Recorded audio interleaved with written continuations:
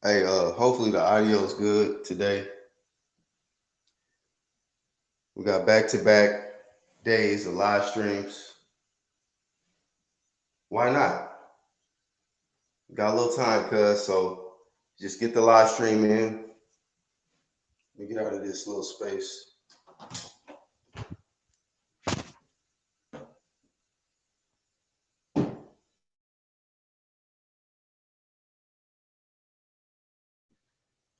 All right, different area.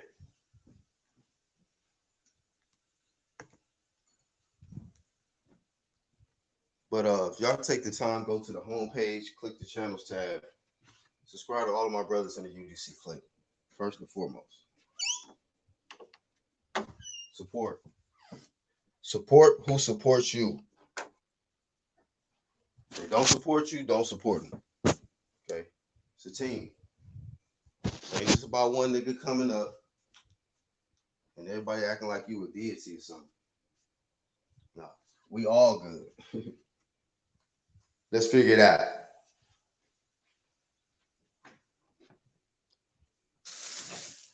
I'm gonna check the chat in a second.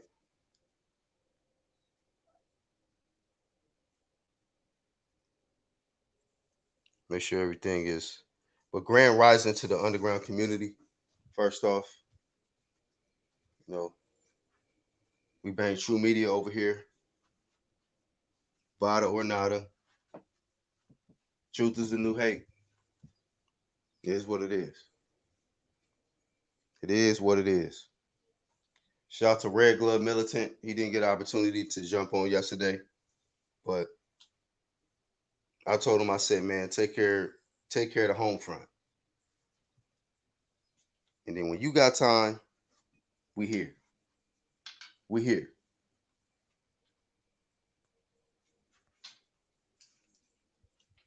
We got a few topics today, though. Few topics.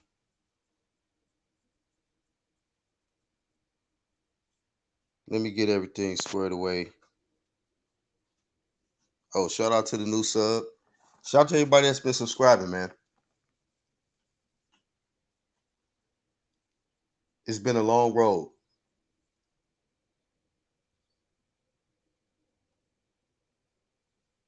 People don't realize I've been on this shit for a minute.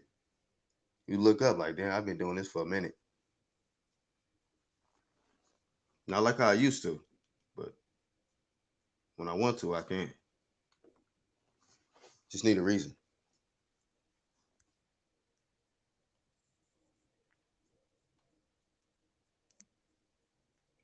But once again, the UGC, salute to y'all, man. Everything that y'all doing, everybody that pushes the UGC hashtag, and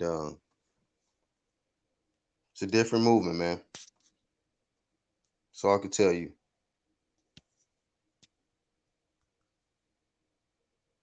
Okay, there we go. Let me get to the other screen. Shout out to Chair Smoke. Let me get to the said what's good, Black? Salute and good morning. Salute, bro. Chair Smoke. I think you make like every live stream, dog. It's good that I started just cutting it down to like once every week or once every 2 weeks or some shit, because man, it's probably getting hectic for you. Like, damn, I gotta hit every live. But salute.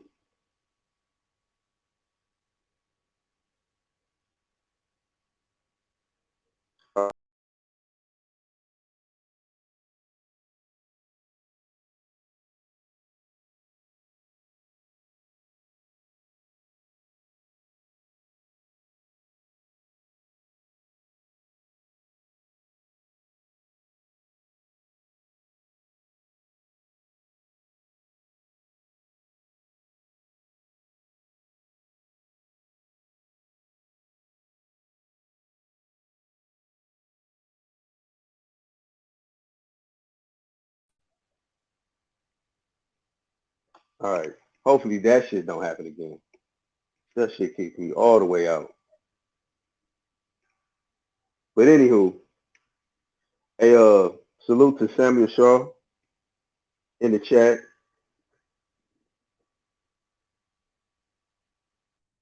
Chin Smoke said I need to listen to some good content while working. Yeah, that's why we be trying to do these long live streams. These long live streams, bro.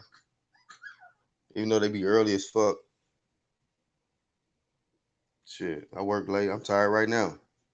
But I'm like, fuck it. I'm up. If I'm up, we up.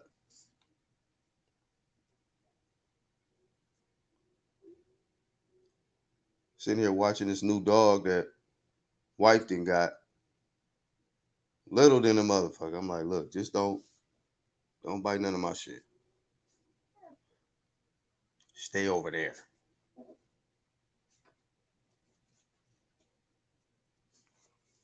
Nah, she cool though.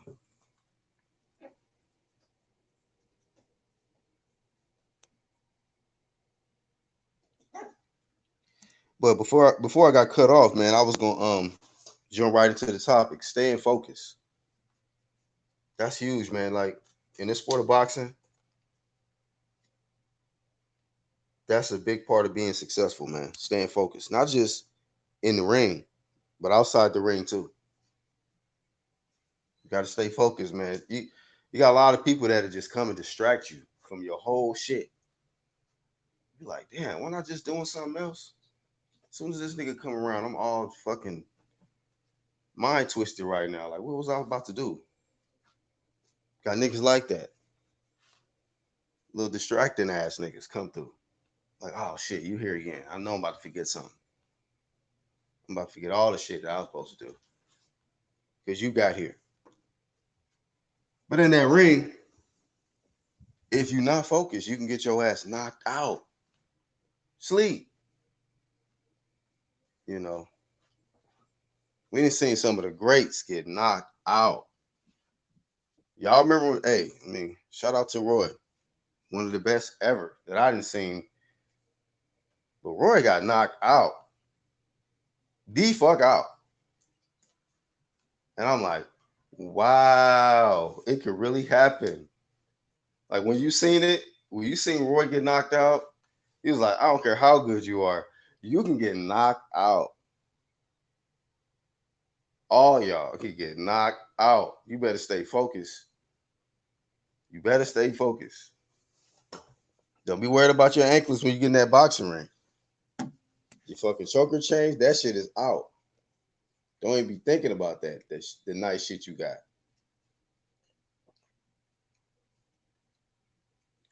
That's what made Floyd kind of cold though. Like that nigga has so much, but he'll still get in there and whoop your ass though.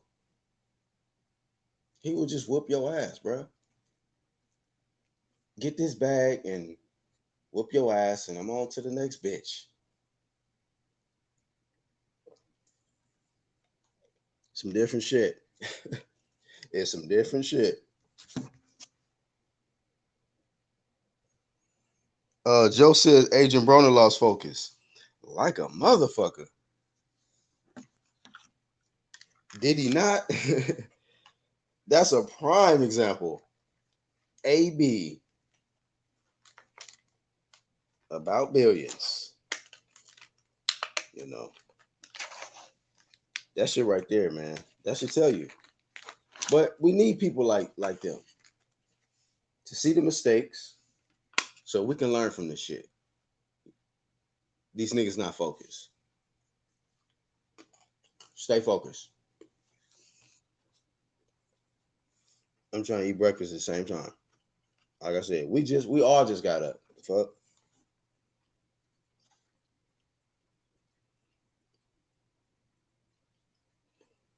Oh, see, look, Chin, like the second part of Chin's name is Smoke. You could tell he always wants to smoke. These the niggas I fuck with. He wants smoke all the time. He didn't probably body me a few times low key, and I just didn't say nothing about it. Like, damn, this nigga kind of bodied me with this.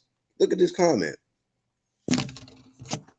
This nigga said, "Yo, Black, I know this is off topic, but what is happening to your Steelers, man? Just I was having a good ass morning. It was nice. I'm sitting here watching Wifey Dog and shit, eating my meal in the morning, doing a live stream. He want to ask me about the Steelers, dog. Disloyal fool. Shout out to Chin Smoke, man. Shout out to everybody in the UGC, bro.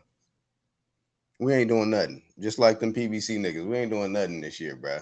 Nothing. End of discussion.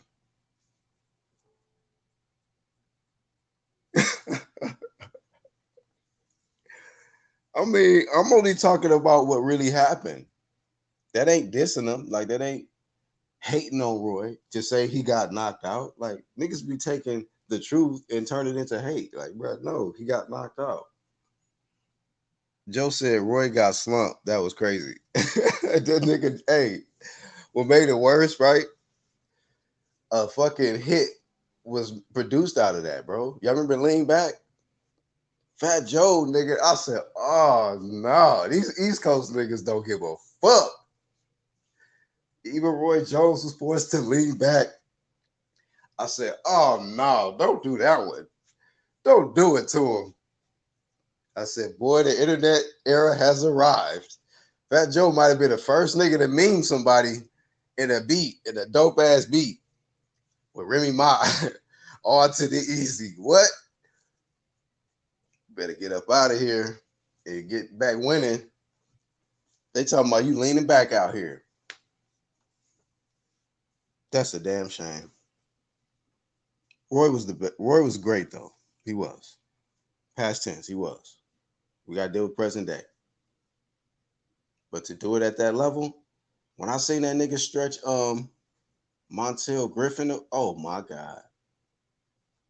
I said, oh my God. Man should have never took the rematch. He should have tried to duck that fucking fight. Roy didn't care nothing about the loss. He didn't care about the nothing. Nope. Just rematch. Let's go. One round. Montel Griffin got destroyed in one round, bruh. That was one of the worst knockouts I've ever seen, bruh. The dude was just done. That fucking uppy was, yeah, get him out of here. Stretch City. Samuel Shaw said, what's up, bro? He says, even though Floyd is a clown, he had tunnel vision when he prepared for his fights. Facts. We can say all the negative shit we want to say about Floyd, but when it came to that fight game, that nigga was the most focused. We just real shit. He was the most focused, bro. This nigga, Andre Berto said in the interview that he could see how alert the nigga was. Like, he paid attention to everything. People in the stands, the clock, the fucking corner, if you breathing hard, all of that shit, bro. Focused. That's the difference between good fighters and great and elite. Elite. Like, his focus level so good, he ain't got to be in the best shape or the, like the ripped and all of that. Floyd's just smart. He just focused. So, hey, it's people that said in his from his side, his camp, it's times Floyd don't sleep. Like on some Dracula shit. Nigga, like, damn. He just be up.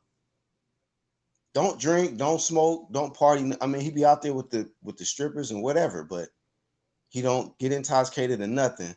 But just be up though. Everybody else falling out, they drunk, smoked out, nigga intoxicated. He just up. All right, y'all, let's go to the gym. The fuck you talking about? Can we go sleep, nigga? Big boy mansion? Talking about gym. Floyd was like that. Floyd was crazy. Oh shit. Been a while. What's up, Mind's Eye? What's good? I on the channels tab on the homepage, bro. Make sure you subscribe to the Underground Community channel. It's gonna go down right there. When I get ready, it's there. Trust me. So just get your seat. Get it reserved.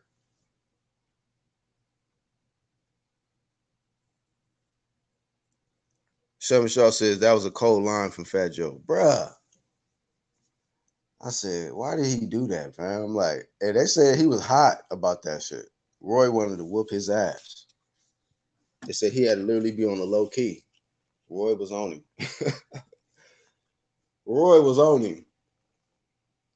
Roy would have beat the brakes off Fat Joe if he would have caught him. He probably had to pay him some racks or something. Like, hey, look, Roy, we made some money off this. This was actually for us. It's like it's both of ours. We just keep it at my house and shit. He gave him some of that money though from that track. That's probably what happened. Like, who leaning back now? Lean them racks over here. In my suitcase, right there. Yeah. Pleasure doing business.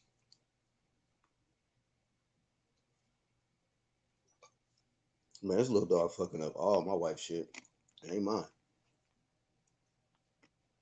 It ain't my shit. It's your dog. What's up, Jose? Chilling, bro. Breakfast live stream.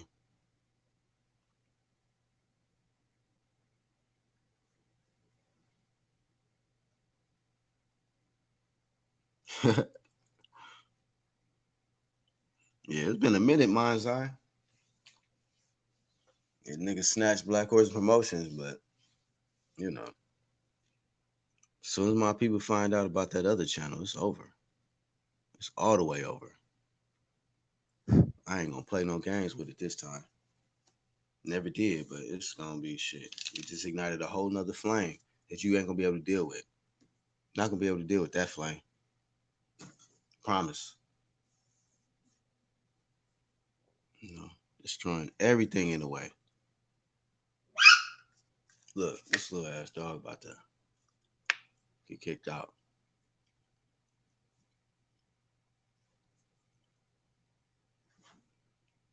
Jose says, I'll be listening while I'm driving. All right, bro. No doubt. Matter of fact, let me put this link. Tripping, man.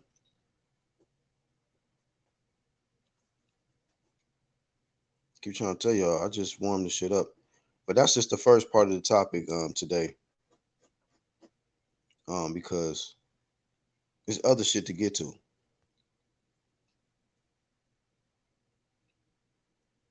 My niggas be going in the hangouts.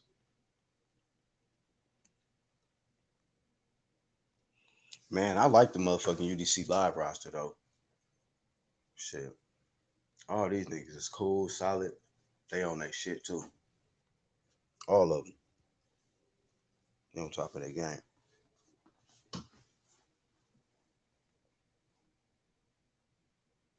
All right, so that link is sent out.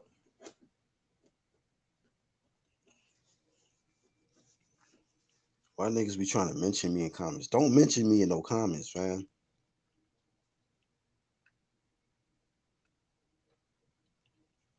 Oh wow. Oh, see, look. I said some shit in Facebook. I said the so-called most dangerous man is still ducking dealing white. Because they were saying baddest man on the planet. Or most dangerous man today. You know. Maybe. Maybe the most dangerous, but you avoiding one. You're avoiding another dangerous guy. He ran right to Ortiz. He was like, "Oh, give me that," which was like had me like, "Oh, let's get it." Like what? I was super King Kong fan at that time. I'm like, bruh, if you're gonna go after that King Kong, let's see. And he beat him. I was like, oh my god, he's the best. His energy changed up. This other shit, you know. Deontay Wilder got some crack though. That nigga has crack. You know. I don't know, man. Let's just stay testing these niggas out here. That's all I'm saying.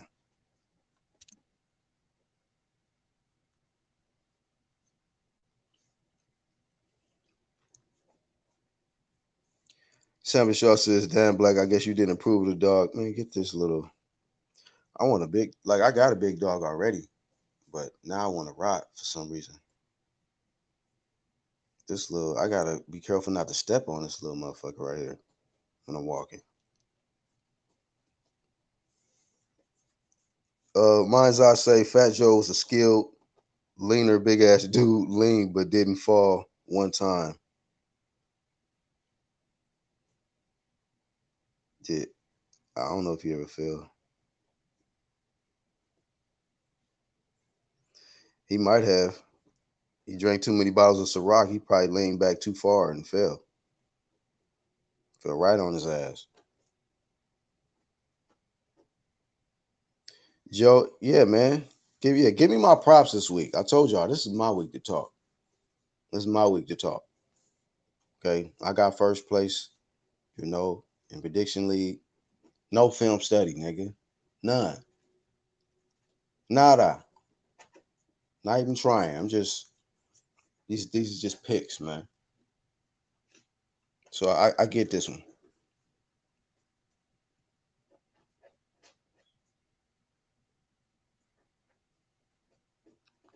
No doubt, man. I'm like, yeah, you gotta rock with us, bro.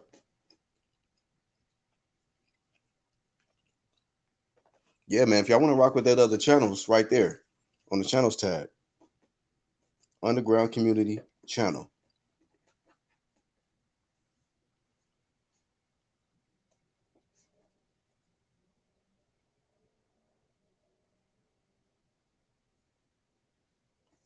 You know, and I was looking at the points. I'm like, nigga, yeah, I might be sitting at about fourth or fifth.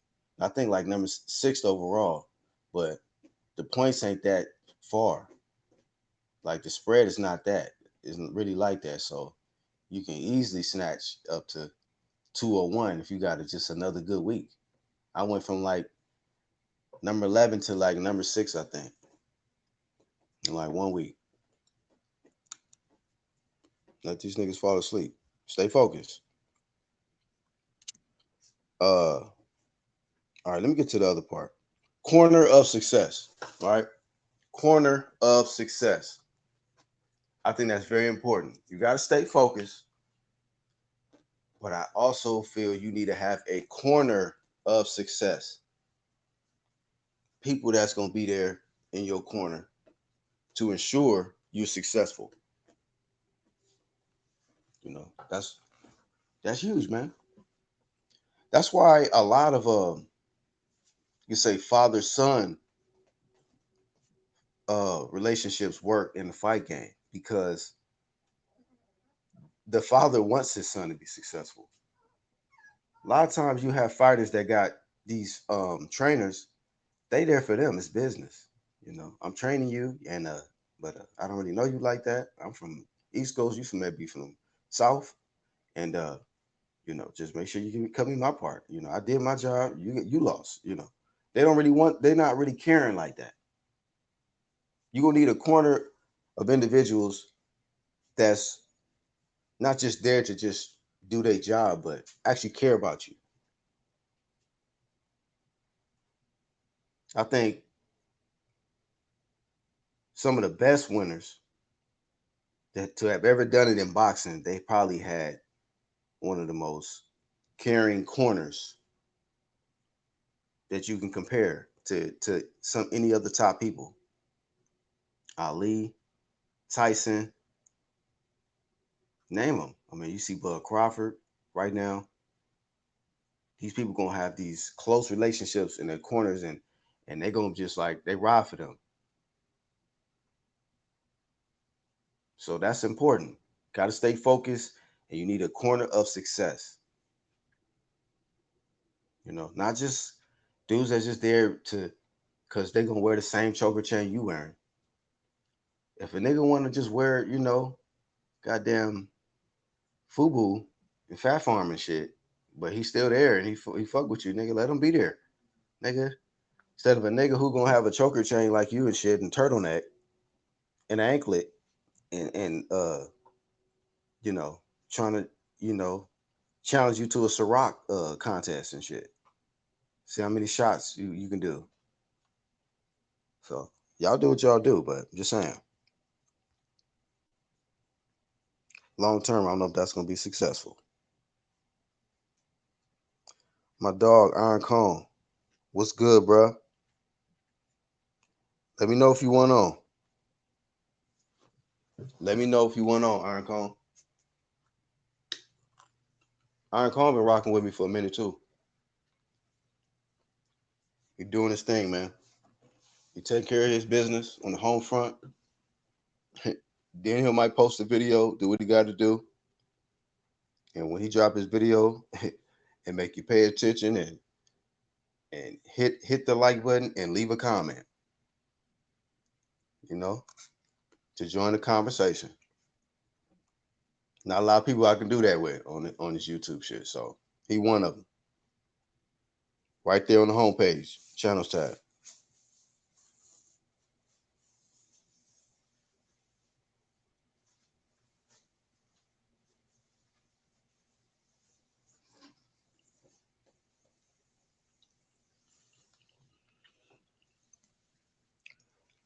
Well, there you go.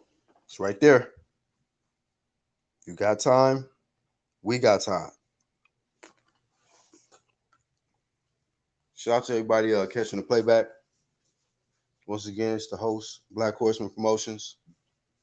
And anybody else that comes on in the next 5 or 10 minutes, you know, they're going to have to PayPal me some money to be on the live stream with me. Okay? Y'all thought y'all was hustling? Watch how I do the shit. No, I'm playing. This shit free. Free smoke. Free smoke. There's a link right there.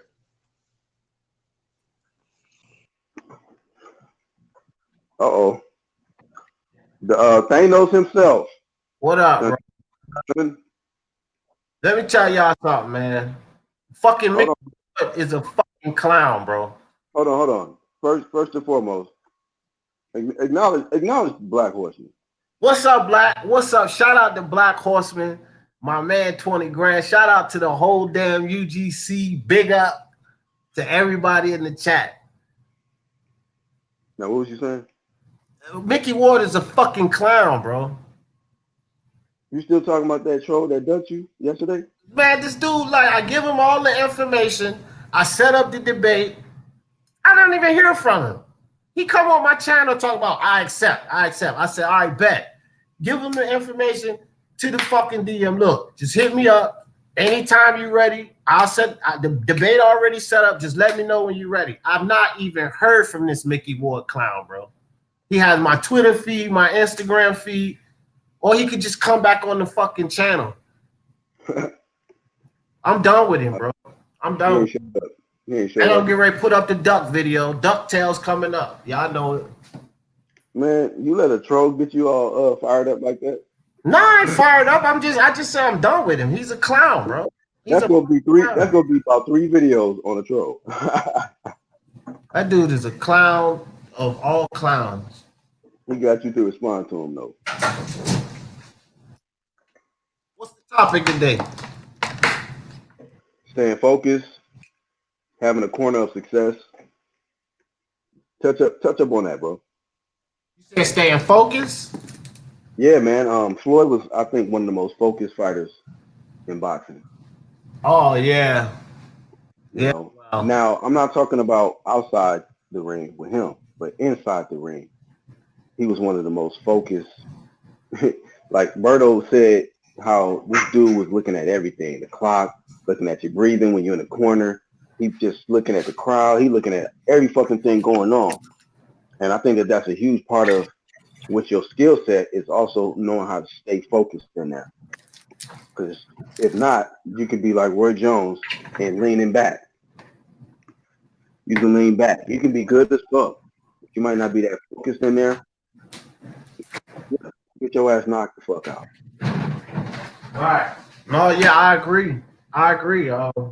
He was, Holyfield was, one underrated fighter. I think people don't. Joe Calzaghe was very focused.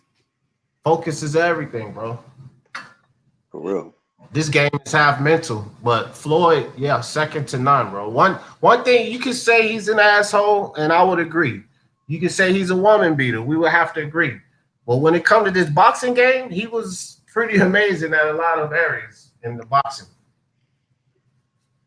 Hey, Joe in the chat says, Errol has a Charlo cut now. All he needed to do next is dye the tip. Yeah, but one thing about Spence is he is nothing like those two guys, bro. Those two guys, I was just talking these guys about them, man. I done gave up on them too. It took me too long to tell you the truth, but I'm done with the Charlos, both of them. Because now it's not only that they're not fighting anybody, but Oh, wait, hold on. Breaking news. Breaking I'm news. Breaking news. So you done with the Charlos? done. Oh, what happened? What didn't happen, dog? These motherfuckers ain't doing shit, dog. But just all of a sudden, you just had an epiphany. Nah, Like, it's I'm not done all with of a this. sudden, bro. I just look. Jamar Charlo is to me. He's doing nothing but waiting around for Canelo. But you're not gonna get it. You're not gonna get it. It's like these guys. They wait on belts. Like that's not being a boxer, bro. Go earn the right to get a belt. You, Mm. uh, Jamel Charlo crying about the Harrison not getting a rematch and all of this, bro. I'm like, I that ain't boxing to me, bro. Look at this dude. Look at this dude. Look at him. Oh, man, here we Look go. at him. Mickey Ward, you a clown, bro. You a This clown. is it. Hey, look, I'm gonna put it like this. If I'm gonna drop the link right now, Mickey Ward. If you don't tap the link and you still running your mouth, I'm gonna time you out. Just let you know. Not gonna block you. I'm just saying. That means you just trolling because this is be the third time you didn't duck, acting like you want to smoke, and you out here just chat warrior and shit, like he be saying. That shit out. There go the link right there. It's your time. Your time to shine. Your claim to fame off deep. Let's get it. He don't want no smoke. I got Dr. Iron Cone, come in. What's up, yeah. bro? Mickey Ward, why you didn't hit me in the Twitter feed, bro? We supposed to set up a time. Just tell me that. Why didn't you hit me in the All right, Twitter feed? let me host it. Let me host it, D. Hey, what's up, Iron Cone? Hey, I'm good, man. How you doing? Everything is everything, bro. Just talking this boxing, man. We got a couple of topics. I don't know if you want to touch up on it. We talk about staying focused and having a corner of success. What's your thoughts on those, man? Like a fighter who's super focused in there, and it seems like that's what makes them elite is the ability to stay more focused than their opponent and get the victory. And then, also having a good corner, not just people that's just there to do their job, but actually having people that actually care about you and actually want you to succeed, because there's other people that's just there just for their own shine and get their own money, Well, I think that goes without saying. You can't be, if you're a fighter, you have to be always present. You have to be always engaged, and you have to be able to listen.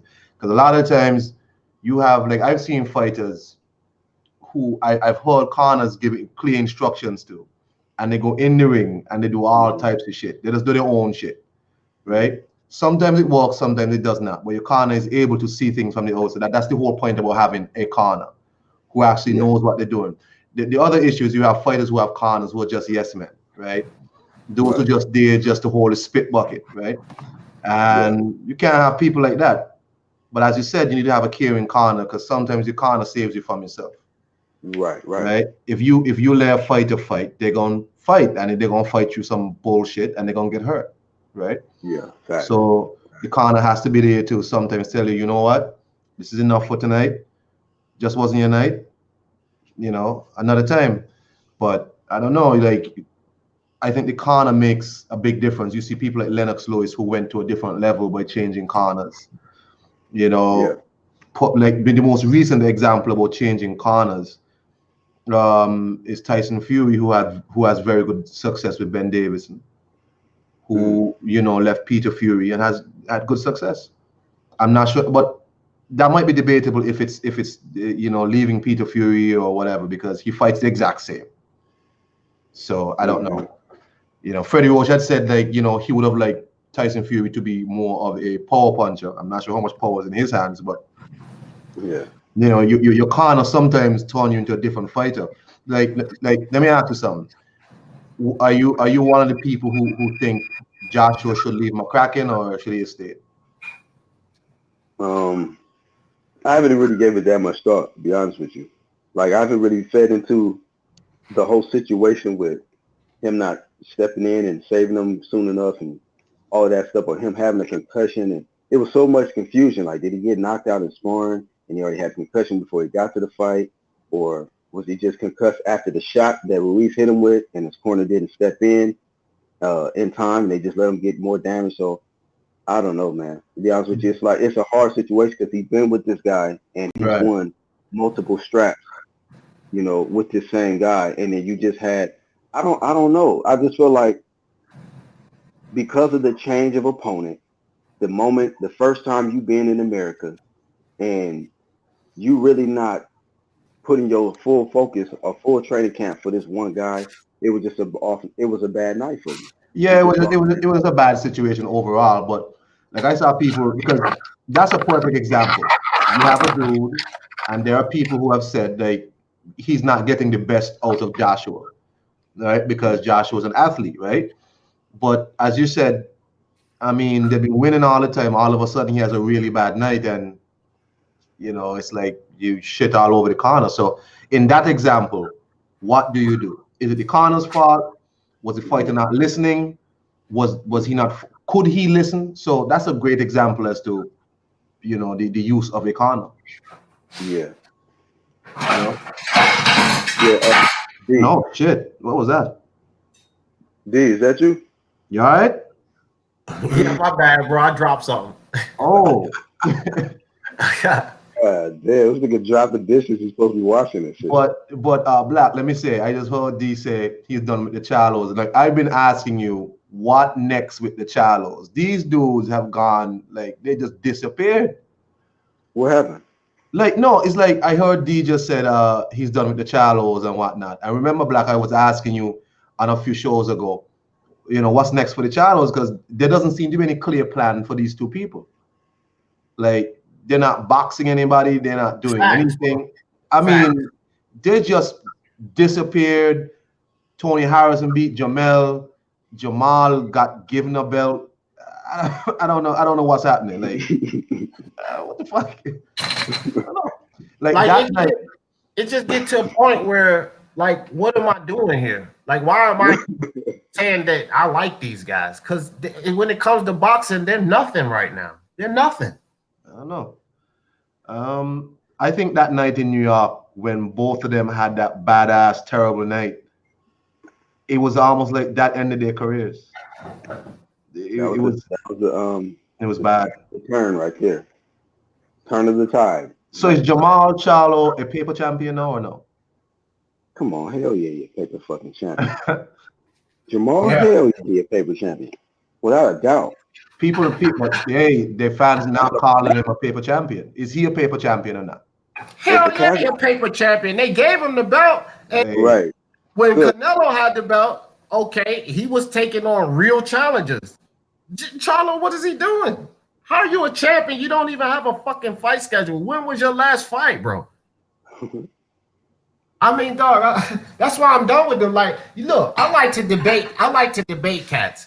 How the fuck can I debate on these guys, bro? I would get bodied every fucking time, bro. I gotta let these dudes go. I gotta let them go. Who about to body you? Oh, D muted. Okay. See, every time we say something about Mickey Ward coming on, he wait, Black. I just saw it's an old message, but I saw Joe 56984 say Anthony Yard had a poor corner. That's a damn good example. Anthony Yard had a terrible corner. Yeah. What the fuck? They wasn't telling this man nothing. Damn. So that's to me a better example than the Joshua and Fury. That's a great example. The Anthony Yard situation, because Kovalev was beating the dog shit out of this man like for a whole fight. Damn, dog. Well, I don't know. Have y'all heard anything about like his health and everything like that since the fight? Is he good? He's fine. He's fine. He just listen, Anthony. Anthony Yard and Tunde, these people have big egos. So that's not, listen, that could go either way. When you have such a big ego and you think so highly of yourself, sometimes that works against you because you would really think like nothing's wrong. Like, I don't have to change nothing. I'm fine. Nah, on everything. When I seen, I didn't even watch the fight live, but when I seen them release the footage on the YouTube channel, him doing the walk in, he was doing the dance moves and shit. I was like, I don't think it's gonna be a good night for him. So he out here dancing and shit. Nah, that ain't it.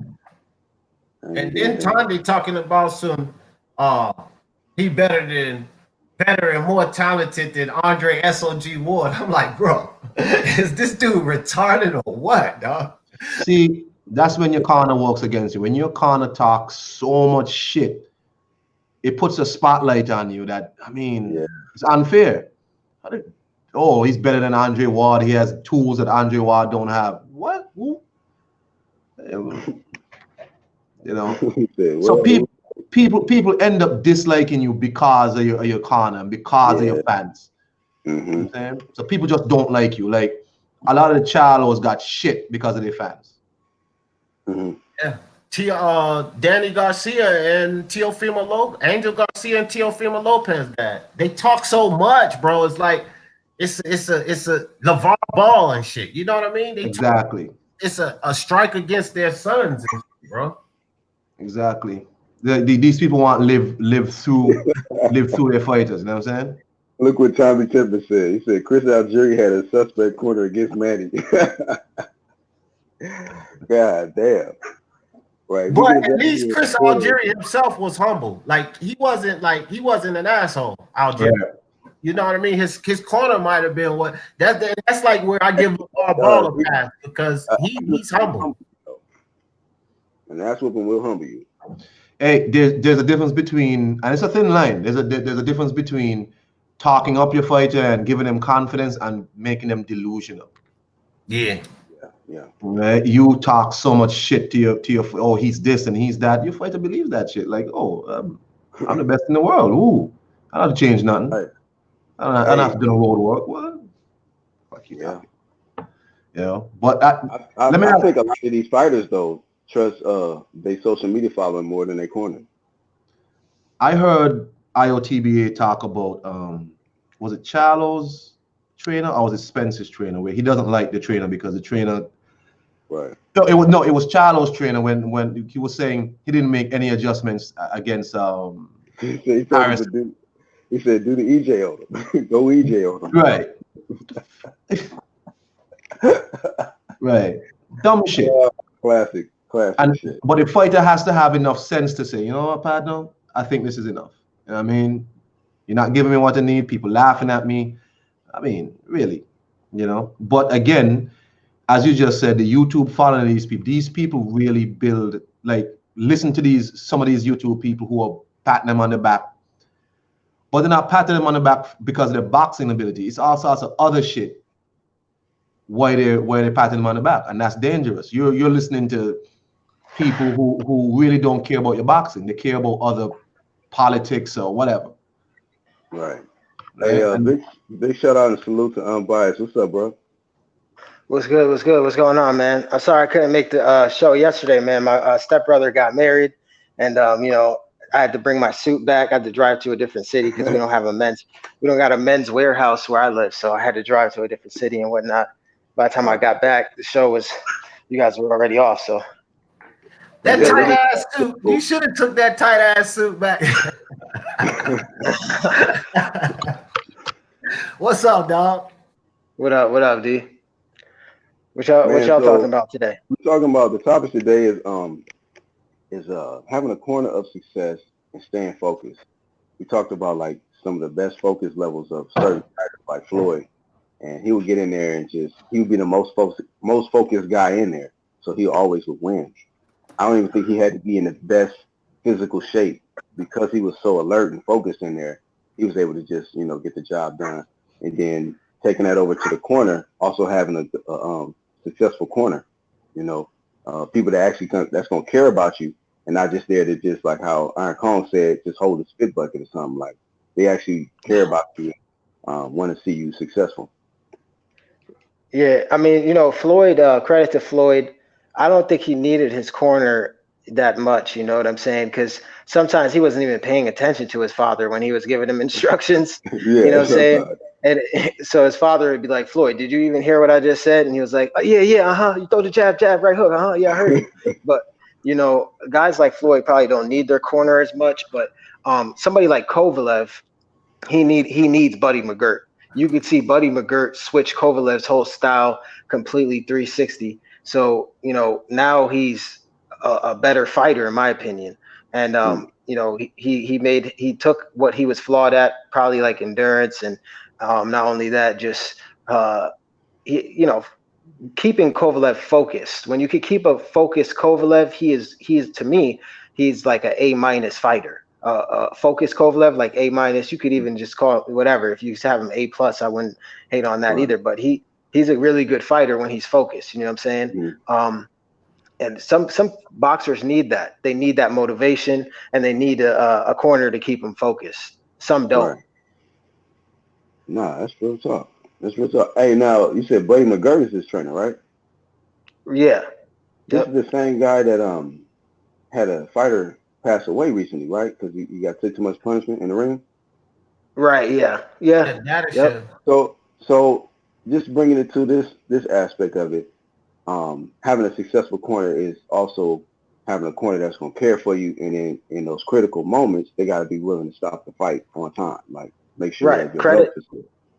McGirt tried it. He tried. You know what I'm saying? So credit to him. He did stop the fight. He waved it off, but. Dadashev just took too much punishment. Plus, the guy he was facing, his KO ratio, I forget, it was like really high. He was knocking everybody out. So, he was a dangerous fighter. So, yeah. Hey, did y'all see the Navarrete fight with Elordi? Nah. Yeah. Bro, they weren't taking no fucking chances, bro. They stopped that fight.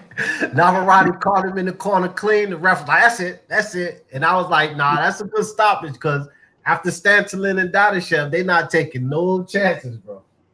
It's not even that. The dude, he was just getting, honestly, after the first round, Navarrete had him figured out, and he just started placing his punches. Once I saw him picking his shots, he had him figured out. That fight was over. And Navarrete is big as shit for that division. He hits hard as shit for that division. So once he started landing clean, the dude was wobbling everywhere. And I forget, it was like a left hook he hit him with. He leaped into that shit.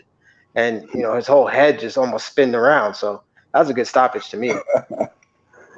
Yeah, I don't disagree with the stoppage at all, bro. I'm just saying, before Dadashev and Stanton, we probably would have seen that go maybe a round or two more.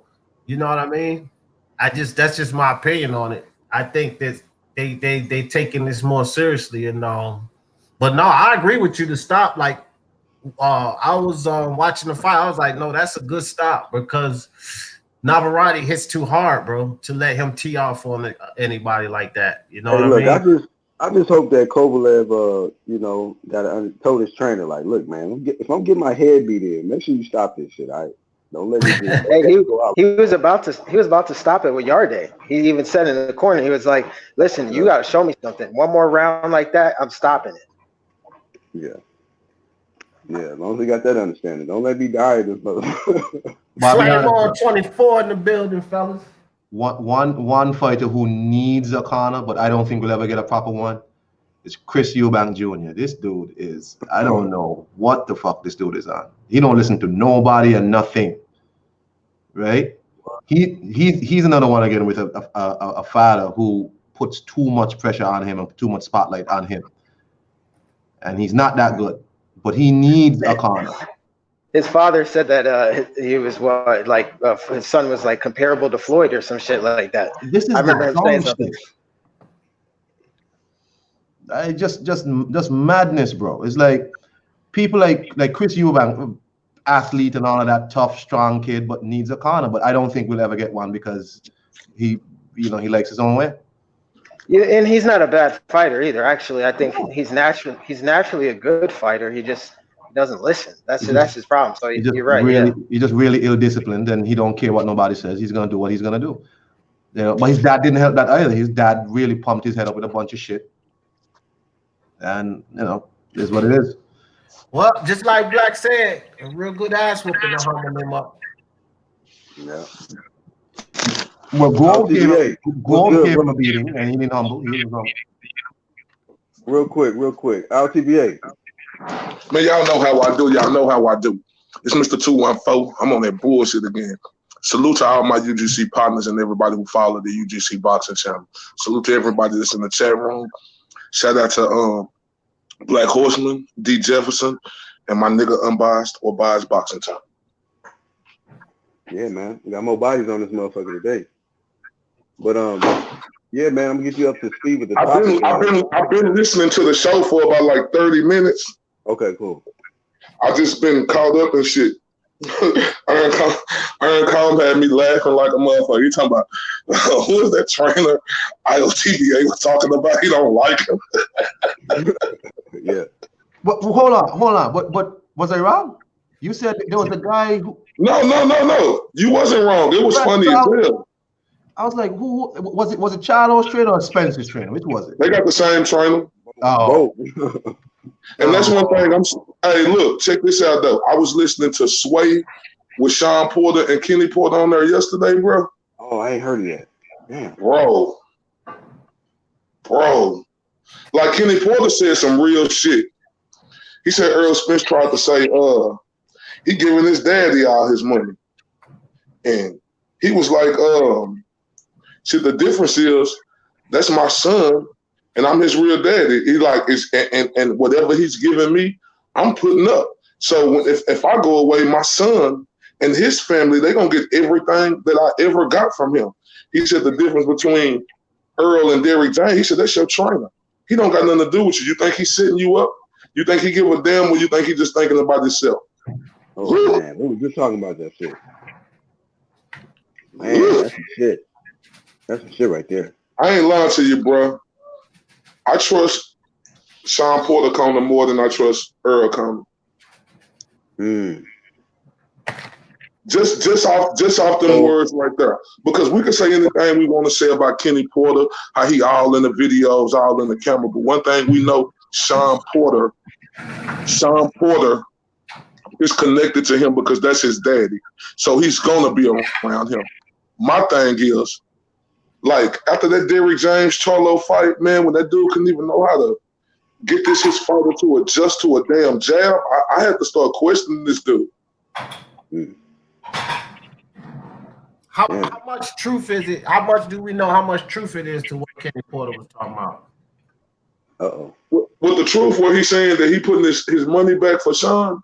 And how, no, what Spence is doing with his money. I ain't talking about what Sean doing with his money. How we know, like, I'm just saying, I'm just asking. I'm not debating it. He didn't say nothing about Spence doing nothing with his money. He was just like, you talking about his trainer. What about your trainer? Is your trainer putting up money to where he gonna give you back everything you ever got from him? Oh, okay, I got you. Yeah, it's different. A different situation, man. That's what I said. Let me ask a question. I know Mr. IOTBA is around Spence a lot, but my question, like, are the people around Spence, like, does he have a good circle of people around him to like advise him and take care of his shit? I don't know, bro. That's what I question. I don't know. And that's what I question, because for Earl Spence to be on this level, making millions and millions of dollars, taking care of everybody around him, right?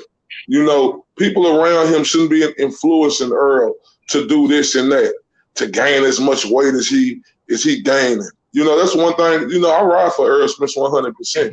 But I gotta let the truth come to the power when the power comes to the truth. Right. Being on this level right here, fam, you can't play boxing. You can't get overweight 30 pounds and then trying to lose in training camp. You know, you can only do that so many times, man. And that's the only thing I question about Earl Spence in his camp. Like, do he got the right people around him?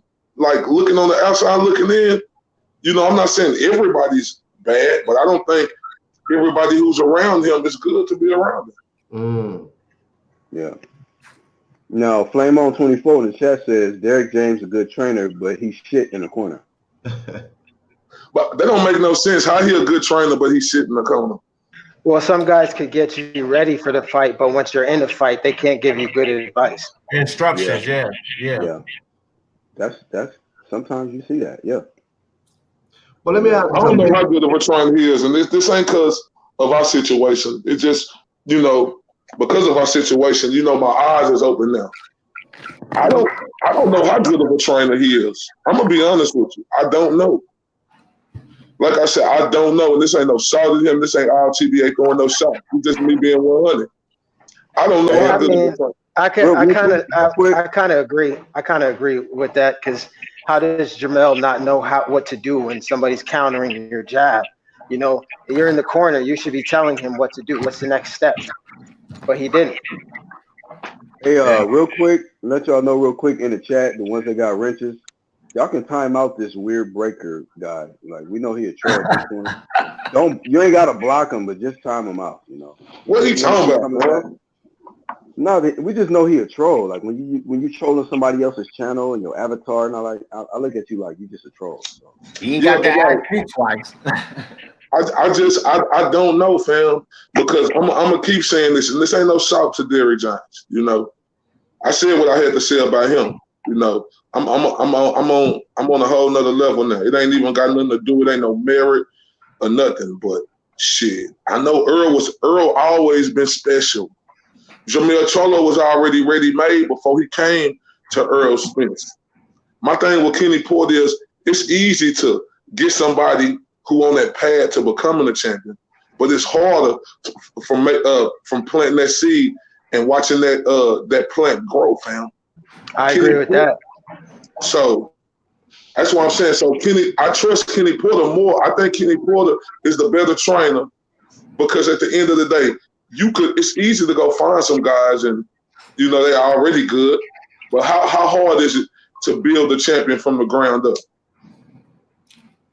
Yeah, man, I agree with that.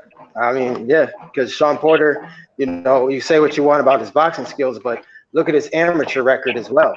And then look at his pro record, you know what I'm saying? And that's due to his father training him. Also, didn't Sean Porter's father train Earl Spence in the Olympics, or am I tripping? Yeah, he trained him in a couple of world championship fights on box, and they lost both of them. I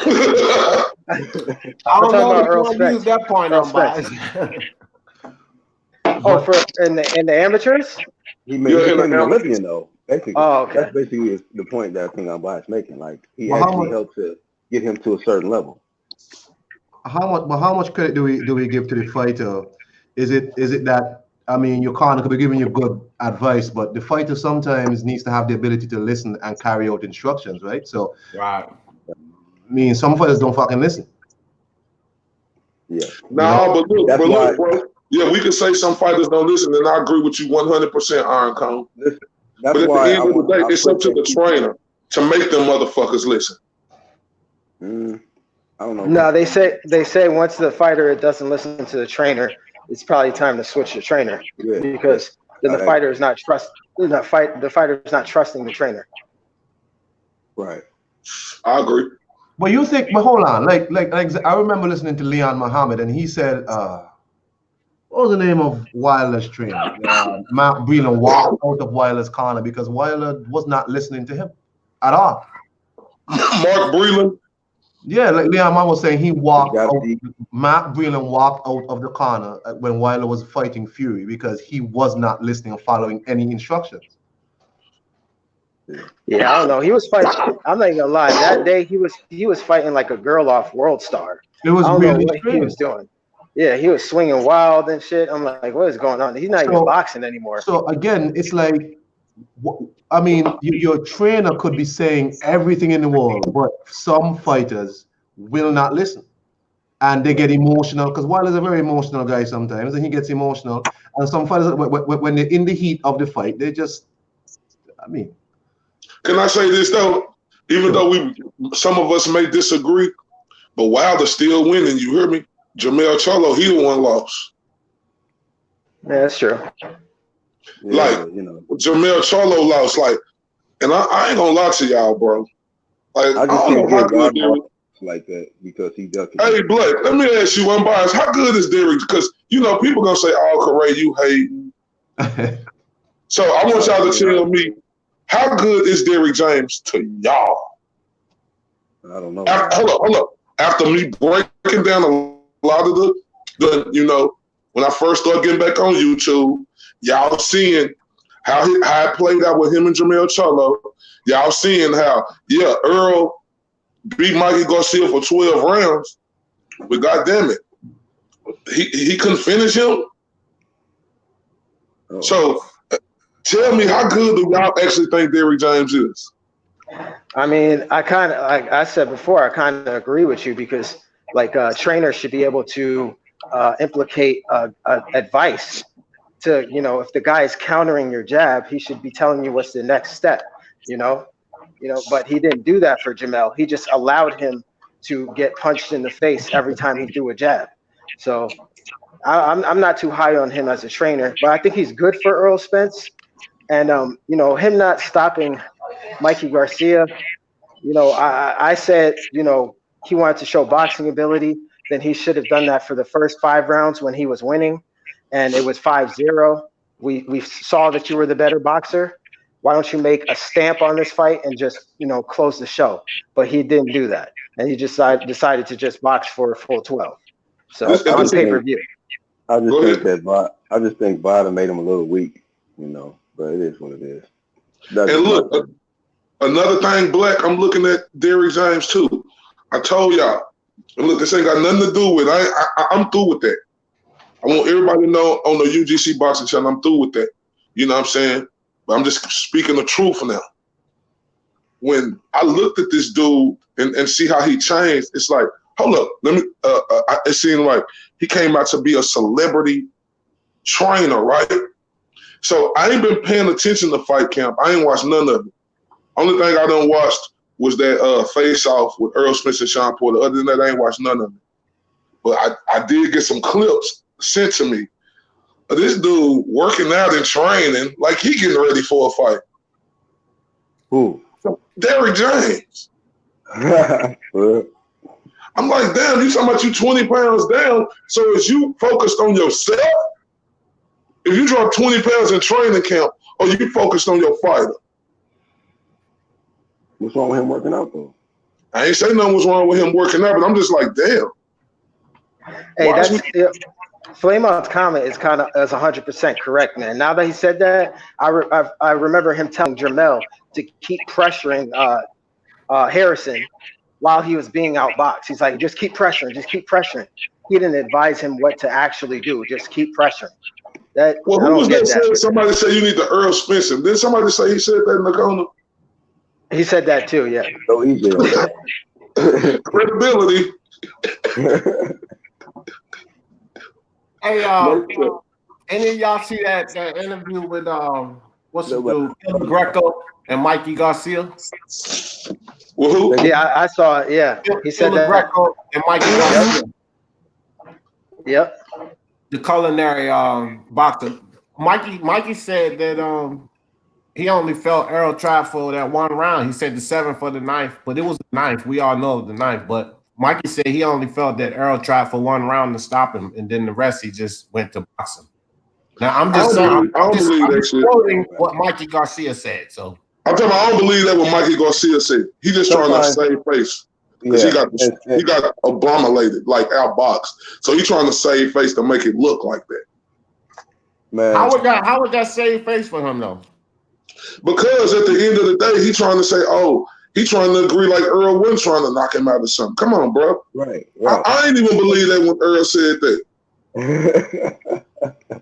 I mean, because like, Earl, this one thing that when I used to talk to Derrick James, he told him, I say, so is y'all gonna try to go in there and box him? He told me, man, you don't never try to go in there and box nobody that look good. This boxing, anything can happen. You going there to try to get them motherfuckers out there as quick as you can. And come also, on now, yep. Look, when you the IBF champion of the world, right? Why is you trying to prove to everybody that you can box? That's all I'm saying. Right. And also, he said previously in the interview, it's even on YouTube, when they asked him about the Mikey fight, he said, I'm going to punish him. And if I could get the early knockout, I'm going for it. So, I just think he couldn't knock out Mikey. That's my opinion. And I ain't going to lie to y'all. I used to be biased and shit. Like when it came to that, I used to be like, yeah, Earl was trying. That just was my biasness in it, fam. Like, I just got to keep it a buck now. I'm sorry. It ain't no way nobody could tell me that Earl wasn't trying to get that little dude out of there. Yeah, you've been apologizing a lot, bro. You apologized to Christian Shields and shit. You know, now you apologizing to us, man. You No, good, but you know what? no apology, sir. Always working nigga on YouTube. Like, No, but you know what's crazy though, Black? I just want to let people know that I was being biased a little bit, you know, towards that situation. And I want to let everybody know here on the UGC it'll never be like that again. Hey, what do you guys think about what Bo Max said that Earl Spence is just an average fighter? I don't agree with that. What do you guys think? No, I don't agree with that either. But this is what you have to understand, bro. Like when Bo Max said that, I don't agree with it, but I ain't taking to merit from when Bo Max said it. What Bo Max supposed to say? Right, I get it. Oh, look, unbiased. Bo Max didn't want this fight terribly bad. So what is he supposed to say? He gonna say Earl Spence look like shit. He gonna say he can't carry Terrence Crawford nuts. He gonna say all of that. So I didn't take that. I just took that as, you know, that's what he's supposed to say. Like you see other people, I agree. and you see other people, look, you see other people taking these videos and trying to be like, oh, he say Earl Spence average. What the fuck he supposed to say? Nobody over there won't fight him. You know, so come on.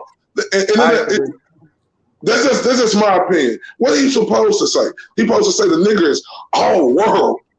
And then nobody they can't even get that fight, bro. You know how far they is away from that fight? So Bowman got to say what he got to say to get that fight, bro. Mr. IOTBA, let me ask you a question. If that fight does happen and we got Spence and Crawford who are top flight fighters, will it then come down to the ability of the corners to get their fighters over on the other? So I think so. Which one has the better corner? Because I think both of them guys are special. You hear me? I won't take nothing away from Earl Spence. So I won't take nothing away from Terrence Crawford. I think both of them. It'll come down to the corner and the It'll come ability down to to the game corner. plan. So yes, then, if you have to now compare the two corners that you've seen, what happens? Look, let me say this. That's a tough question. It ain't tough, but I'm gonna say this. I feel like Earl and Terrence Crawford are both special in their own right to where they could win some fights without, you know, and let me having say the best corner man in their corner. But let me say this because Bias kind of said a little bit about Floyd when he said that, like, he don't really need a corner. So unless Errol is so elite that it don't even matter who's in the corner and the nigga just gonna get your ass out of there because he just elite. But I, you know, when I look at both of them boys, and this is my respect, I got to give to Terrence Crawford. I don't care what nobody think. I can't say that dude is fucking special, just like I feel like Earl's special. Terrence Crawford is that same type of special, bro. Like real shit. We ain't seen. We see Bo Mac talk his shit, but we see Bo Mac talk his shit for his fighter and say his fighter gonna do this and that to the other fighter. We don't never hear Bo Mac saying he ain't done this or he ain't done that or all that other stuff, trying to look the best in the room and shit. This is and look, I just feel like if we going corners, I'm going Bo Mac is the better trainer. If we going fighters, I'm sliding Earl Spence just by a little. That's how close this fight is. But it's just, like I say, Bo Mac, him being in Terrence Crawford corner, me trusting, me thinking he is really one of the best, if not the best trainer in the world. Like, man, when you got two minds like that, a Bo Mac and a Terrence Crawford, bro, and then you just got Earl, and then that other guy and Derrick James, like, who told Jamel Charlo to go out there and Earl Spence him? What is that? Give us the logic of Earl Spence. Yeah. I'm being honest, y'all. It's no shade. Derrick James, it's no shade. I got to keep it a buck with you, sir. That's shade. Let me ask y'all this, bro. Because like I said before, I got Crawford, number pound for pound, right? With Crawford's talent and he shows his ability, that he show in the ring. I know Bo Mac is doing a lot training. Don't get me wrong, but who been in front of him to really test him? Well, I mean, that's see, like when people do that, I don't get it, right? Crawford was the underdog versus Gamboa. right? We all know that, correct? I don't know why, but yeah, we know that. Okay, so No, he No, was nobody know who no. the fuck Terrence Crawford was when he fought Gamboa. So you right up, Bryce. He was the underdog. Exactly. and Nobody they knew did who it Terrence time. Crawford was. Nobody knew who he was. Gamboa was on a pound for pound list months prior to that. People were Right. comparing him. People were comparing him to Floyd. Okay, Terrence Right. Crawford came out of nowhere and washed him. Yeah, he got buzzed, and people want to hold on to that, but he washed him.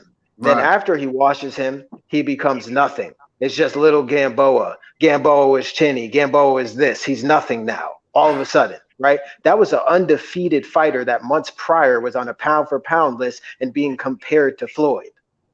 Right. Okay, Victor Postal. Victor Postal was the second best 140 guy there. He just almost knocked out Josh Taylor. You know what I'm saying? So clearly he's still skilled, and Danny Garcia paid step aside money not to fight him twice. Okay, Crawford went in there, washed him, won every single round, hardly got touched, Right. dropped him twice. That is special. He's Right. beating champions and making them look like nothing. All Right. right. They didn't get bruised and abused before that. They were undefeated.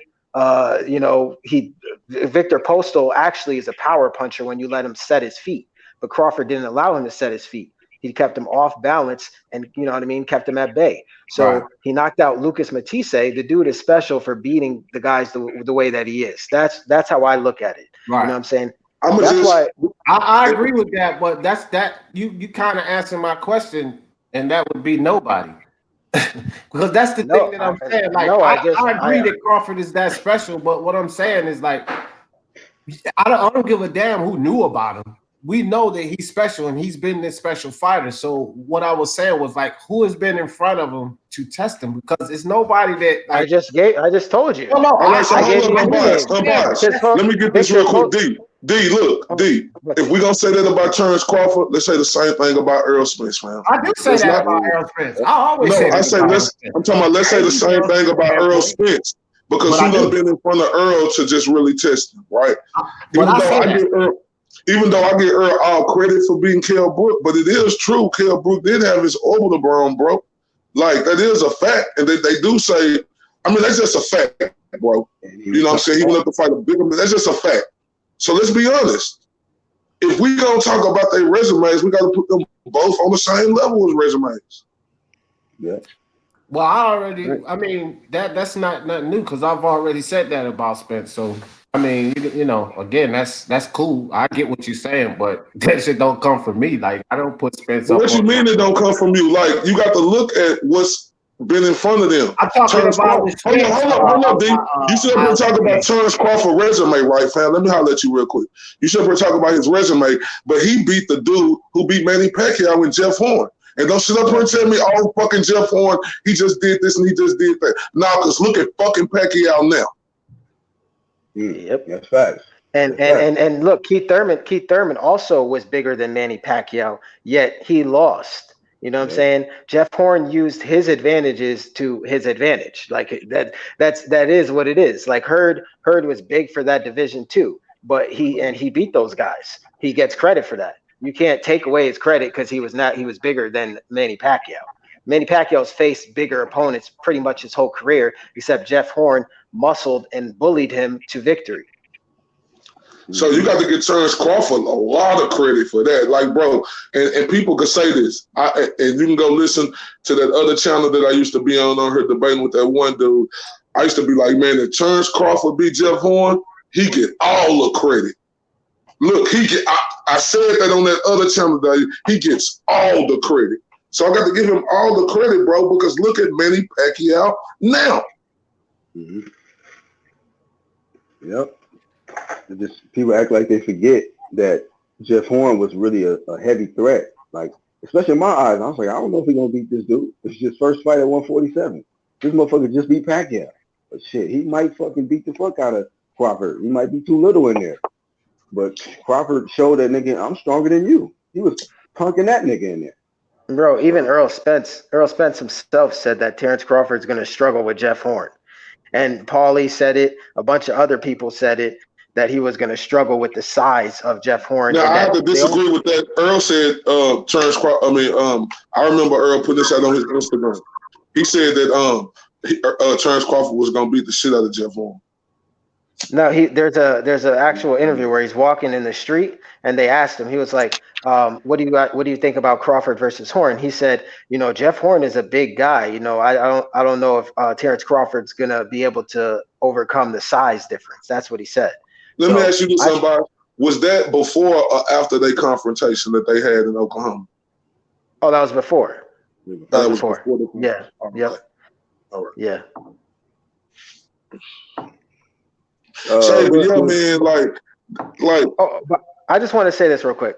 I think Earl Spence, for me, I can't consider him special yet, but I could say this: there's just certain flaws that he has. If he tightens those flaws up, his fundamentals are so sharp and good that, he may not be flashy and all that other, like phenomenal Roy Jones lateral movement, stuff like that. But the way he fights and his style is, like I said, he tightens up those certain flaws.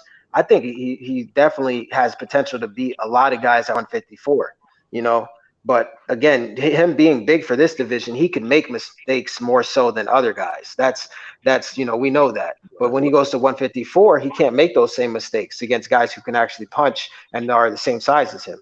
But I think if he tightens that up, he'll probably beat the whole division. He just has, some flaws that he just needs to tighten up. But he's a good fighter, in my opinion. So I don't agree with Samuel Shaw said we can't really look at Manny like that right now because of the possibility of PEDs being involved in that fight. I don't care about that. Hey man, look, he beat Keith Thurman, dog. Hey, say what you say, Black? What did you say when they was fighting? You was like, shit. Keith Thurman must don't give a fuck either. Yep. If he ain't signing up for the test, you know what I'm saying? I thought I said that. But, no, Black said that. When Black was leaning towards Keith Thurman at first. All right. And when he found out that they wasn't testing, Black said, "Fuck that." That's when he changed his pick. Well, then both of them said it because I damn sure said that. Well, I'm just telling you what I heard Black say. Shout out to D. That's the ego. That's the ego. That nigga want all the credit, though. He Black. I'm gonna drop off, guys. Y'all have a good day. Hey, before I go though, Mr. RTV, let me ask you something. Me and D was talking about Jamel and Jamal. What's next for them two before I go? Man, I seen Jamel. If you go look on his Instagram, he put up that they supposed to be fighting in December. So I see Jamel versus Tony Harrison in December, the rematch, the most anticipated rematch, in my opinion, since Sugar Shane Mosley versus Vernon Forrest. Jamal Charlo, I don't know. Only thing what I think should be next is him and Demetrius Boo Boo Andrade. And the reason why it should be next because it's a storyline behind that, fam. It's a huge storyline behind that. When Jamal was the champion at 154, Demetrius Andrade was the champion at 154. Demetrius Andrade was fighting on HBO. Yeah. Jamel Charlo was fighting on Showtime.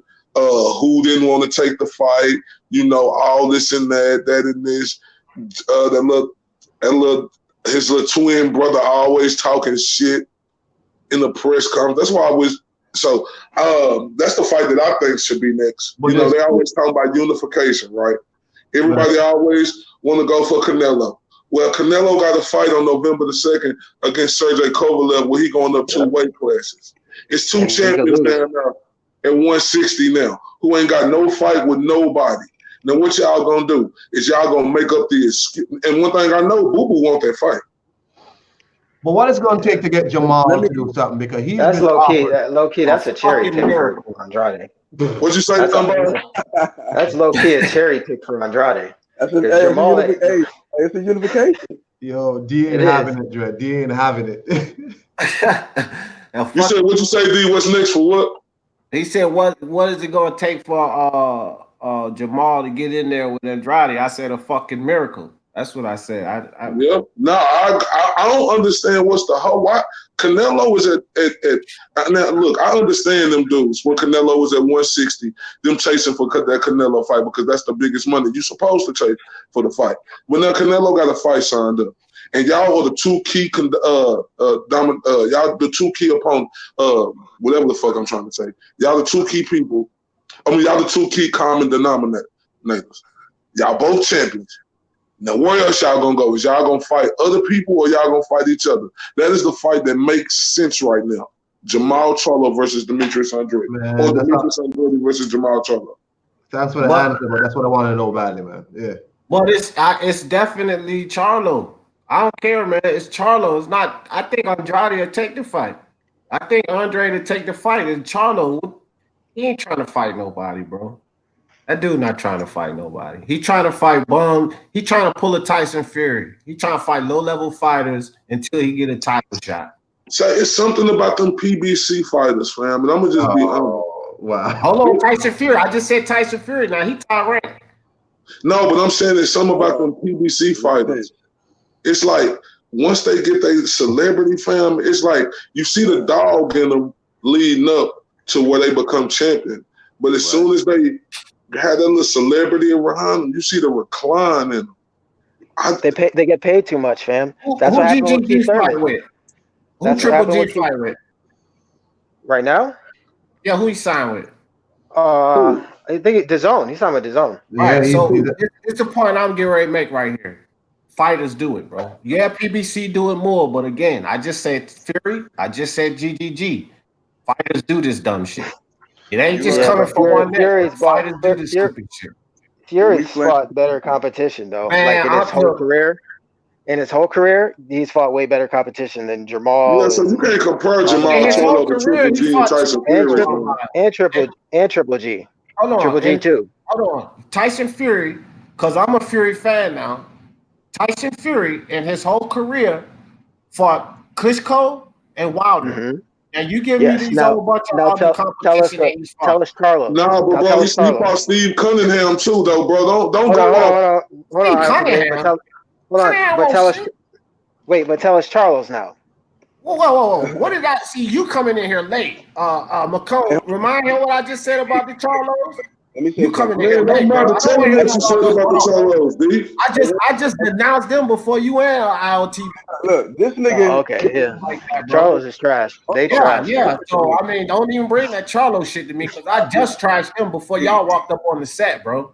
Both of them. Yo, D is not having it, boy.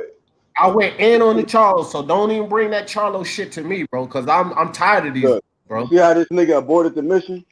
I ain't avoiding nothing, Black. Now, see how you see. I know what you like, Black. No, you did, bro. Because instead of you breaking it down, instead of you breaking it down, D, you gonna try to tell us we came in here late. No, don't tell us we came in here late. Continue to break it down. I'm not gonna sit here and debate something when I just trash these dudes, bro. I'm not. No. I think y'all are getting it wrong. D actually said he not fucking with the Charlos. I'm not fucking with this. I'm not gonna sit here and debate you on bias, and I'm not fucking with these dudes, bro. I'm not even doing that dumb shit. Come on with that. Pause it for a second. Pause it. But the point is, you just made that decision today. Today, all of a sudden. Well, here you go, Black. But I do know this. The Charlos are overrated. Black speaks off ignorance. Hey, peace out, guys. All right. Oh, peace out, Kyle. I'm just saying, both of them are, just very overrated. They fought relatively nobody. Jamal is about to fight Hogan. What's going on? I get that PBC may not have 160 pounders over there for him. But keep this in mind, people like to saying Jamal's in the same position as Crawford. That is 100% not true. DAZN offered Charlo a deal to come over and fight on their network. He turned that shit down. PBC has not offered Crawford a deal to come fight anything. So it's different. Now, he should have took that deal. He would have got all the fights he wanted because I'm 100% sure Canelo would whoop his ass on his own, and get a nice paycheck because that's a tune-up fight for Canelo and Triple G. Like, he ain't shit, to be honest. Facts. Tune-up city. Shout out to the twins, though, man. It's just like I said. The question was, what's next? Them two dudes should fight next, man. Like for real. Like whoever, and this is the thing right here. Whoever, like, why do PBC try to pull that A side shit? Like I thought it was about who paying the most money. I could hear Eddie Hearn saying, "Tell Floyd Mayweather when they were trying to make Javante versus Tevin, whoever come up with the biggest amount, that's where the fight be." Ain't that? If I'm a fighter, I feel like that's how I should go. Right. But ILTB, those same guys, right? What did they say when after that happened? They said, "Oh, Tank's the A side. You got to take whatever the A side's offering." Yet those same people told what they tell Anthony Joshua, "Stop offering Wilder peanuts." Yeah, right? Talk your shit, right. unbiased. That's what I'm saying. That they contradict themselves over there all the time. But I'll be paying attention. That shit crazy, bro. And look, it's crazy because that dude, Fanon, gonna put out a video talking about Tevin Farmer lost millions. How the fuck Tevin Farmer lose millions? Unbiased. How the fuck Tevin Farmer lose millions? I have no idea, man. Who lost millions? I get it. Look, if you telling me that Tank Davis gonna make between 5 and 8 million in his next fight against Eureka's Gamboa, then I'll be like, okay, Tevin Farmer, you lost millions. But it ain't no way in hell that Javante Davis is getting 5 to 8 million his next fight against Eureka's Gamboa. Man, no. Hey, talking about Tevin Farmer. No, Javante Davis lost millions. Yeah. And didn't the zone offer him more money than they offered Tevin Farmer? Yeah. So how the fuck is he losing? That's what I'm saying, bro. I don't understand how they work, fam. I like, bro. I like Sam Watson, bro. A couple of my other people over there, bro. But I got a distaste for PBC. I'm sorry. Hey, I want to answer a question real quick in the chat from Flame On. He was talking about the testing with Manny. You know, because they don't want to give Manny really credit for that Keith Thurman win and all that stuff, and then all this stuff. But he said something about the testing. The point is these guys dropped out of the VADA clean boxing program, and basically it was just scheduled VADA testing. That's different from random. Like if you got a period of time, a gray area before that testing period, then it's a questionable testing training camp, if that makes sense. People got to understand they doing stuff, you know what I'm saying? People can do things outside of training camp and leading up into a point of testing. They dropped out of the clean boxing program, but that last little month or whatever, they did testing through VADA. So there's a gray area. So you can't just go up there and just say, oh, they was clean. Facts. But I want to say this because this is the last part of the title. The WBC, man, is let me see how I worded it because I want to get it clear. I want to get it clear on it because the WBC, man, they still donating these straps out here, and I think that it's a marketing strategy for them to keep their WBC brand in the face of the public. Like say for instance, I get it, the Mexican holiday and all of that shit, independence or whatever. But Jaime McGee is not fighting for the WBC at all. But I guess because he's Mexican or because he's fighting on this particular day, you want to give him your belt. But that's a different sanction about it. So it's just I see that these guys are just putting their straps in places that don't need to be. You know, it's like how far does it go? I mean, the WBO president already came out and made a statement that it's just ridiculous that these guys keep giving belts to my fighters. You know, it's just crazy. Like I'm sitting here working. Somebody might work at fucking postal place or whatnot, and they get a certain a trophy for great attendance or whatever, and then somebody else out of nowhere just bring them some extra shit. Like, who is you, nigga? Like, thank you, but if you got a job or something for me, like, you know, it's just they doing some random shit, and it's just kind of causing problems. To me, just in boxing, and then with also different sanctioned bodies. And it's just WBC. It seems like they causing unnecessary conflict out here. Yeah. Man, I say, bro, they all trash, bro. All of these fucking, I don't know. It's stupid to me. That shit's just dumb. Yeah, man, the WBC, man, like the way they handle stuff, man, like they should be ashamed of themselves. Like as an organization, as to be looked at as like the top organization around the world, the most prestigious organization in history, and for them to steady have situations after situations after situations, you know, it's up. It's that's why we here to question them, to put the pressure on them, to clean that shit up, you know, because that's the only way. If we want change, we got to keep preaching that shit, saying that shit, doing all that other little bitty shit. Like a lot of people don't like my style, but I could give two fucks because at the end of the day, I ain't being disrespectful to these guys. I respect these guys for what they do, but at the end of the day, we got to tell these dudes the truth. And when motherfuckers try to cut around the corner with that shit don't get heard. Motherfuckers look at you as a joke. That's why her on this UGC side, we don't play like that. Yeah. Facts. Flamon said Manny is still in the clean boxing program. I mean, he might have re-enrolled, but for that Keith Thurman fight, when I checked, both of them was dropped out. I'm like, what the fuck is this? I mean, if that ain't suspicious, I don't know what it is. Like, y'all was in there already. Say, Black, you changed your mind immediately. So it's a good chance he was juicing then, huh, Black? I think both of them was. Both of them decided we're going to do this fight. Probably. We'll win. For some weird reason, his punch resistance was, really higher than normal. That's all I'm saying. When he was getting hit when he was getting hit by Jeff Horn, he wasn't taking them punches like that. That's I noticed the difference. That's all I'm saying. I'm saying, bro. Some of them shots Keith was hitting that nigga with, I said, nigga, here. And look how active Keith Thurman was. Motherfucker smiled after Keith Thurman hit him. I've never seen shit like that before. I remember this. I'm telling you, when Black changed his mind on picking that fight, I knew it was some shit.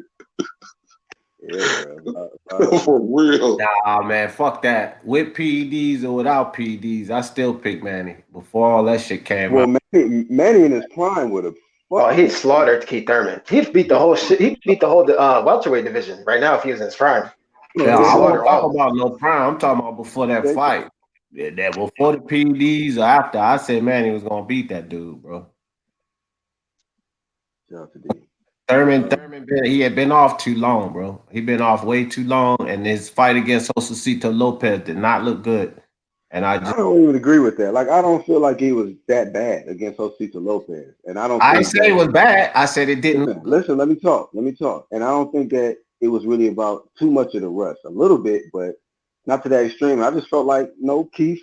He beat the real Keith. I agree. The Keith that was, even if he would have fought Manny before the Danny Garcia fight or something like, you beat the best Keith, nigga. To me, I agree.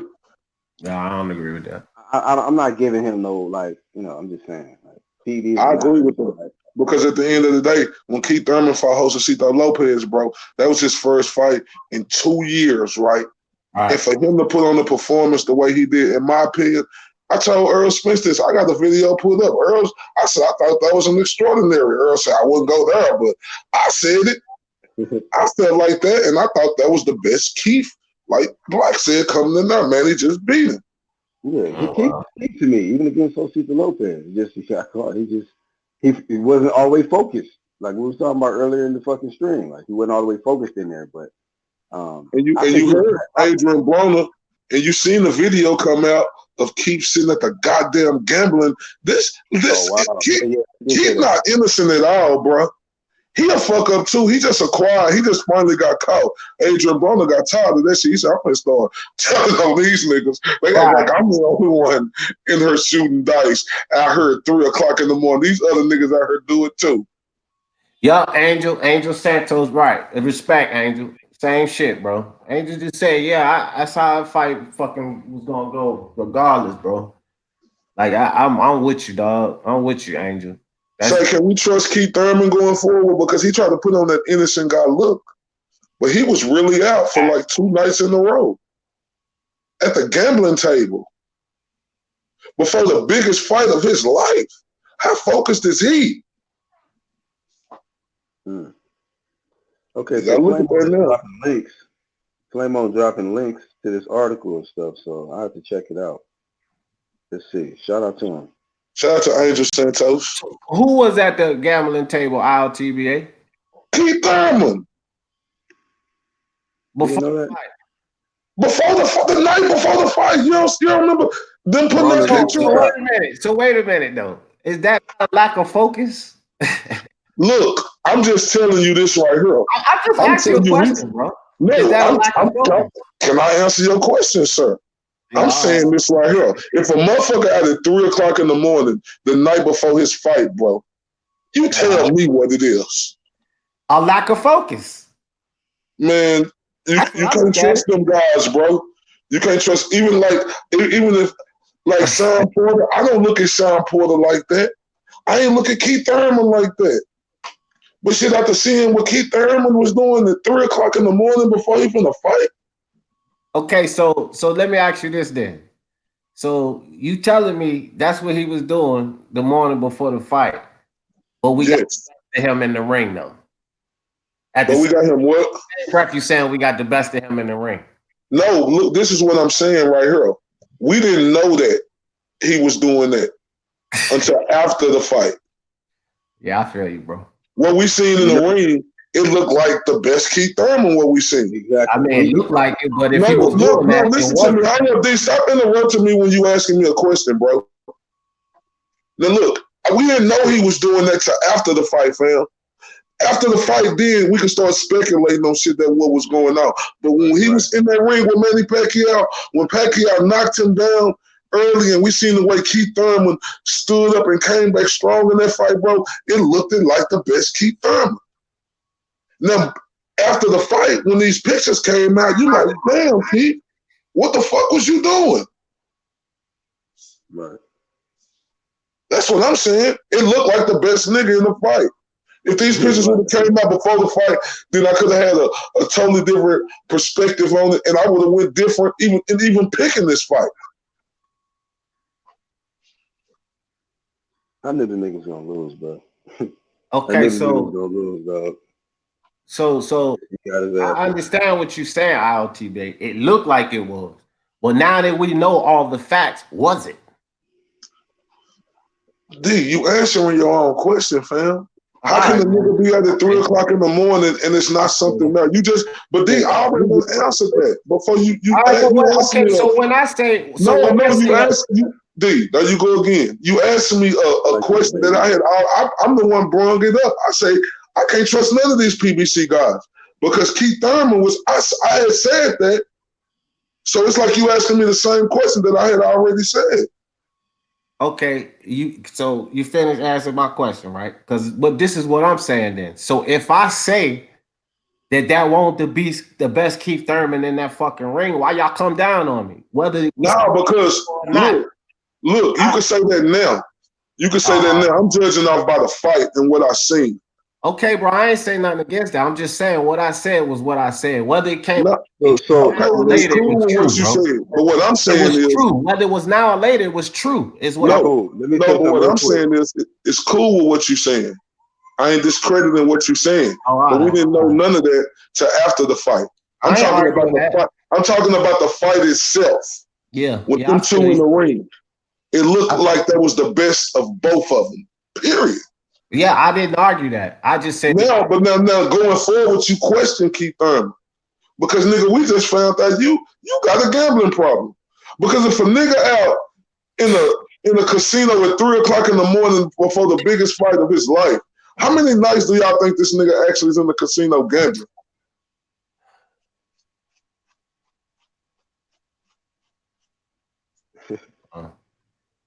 Hello? Yeah, I mean, I guess he stopped the whole time. I don't know. I don't even know. I'm just saying, now I look at Keith Thurman different now, fam, like on some real shit. Because if you out gambling at 3 o'clock in the morning, Adrian Broner has to tell you to take your ass home and call all your people around you some bitch ass niggas for even having you out here like this. Come on, fam, you question him going forward.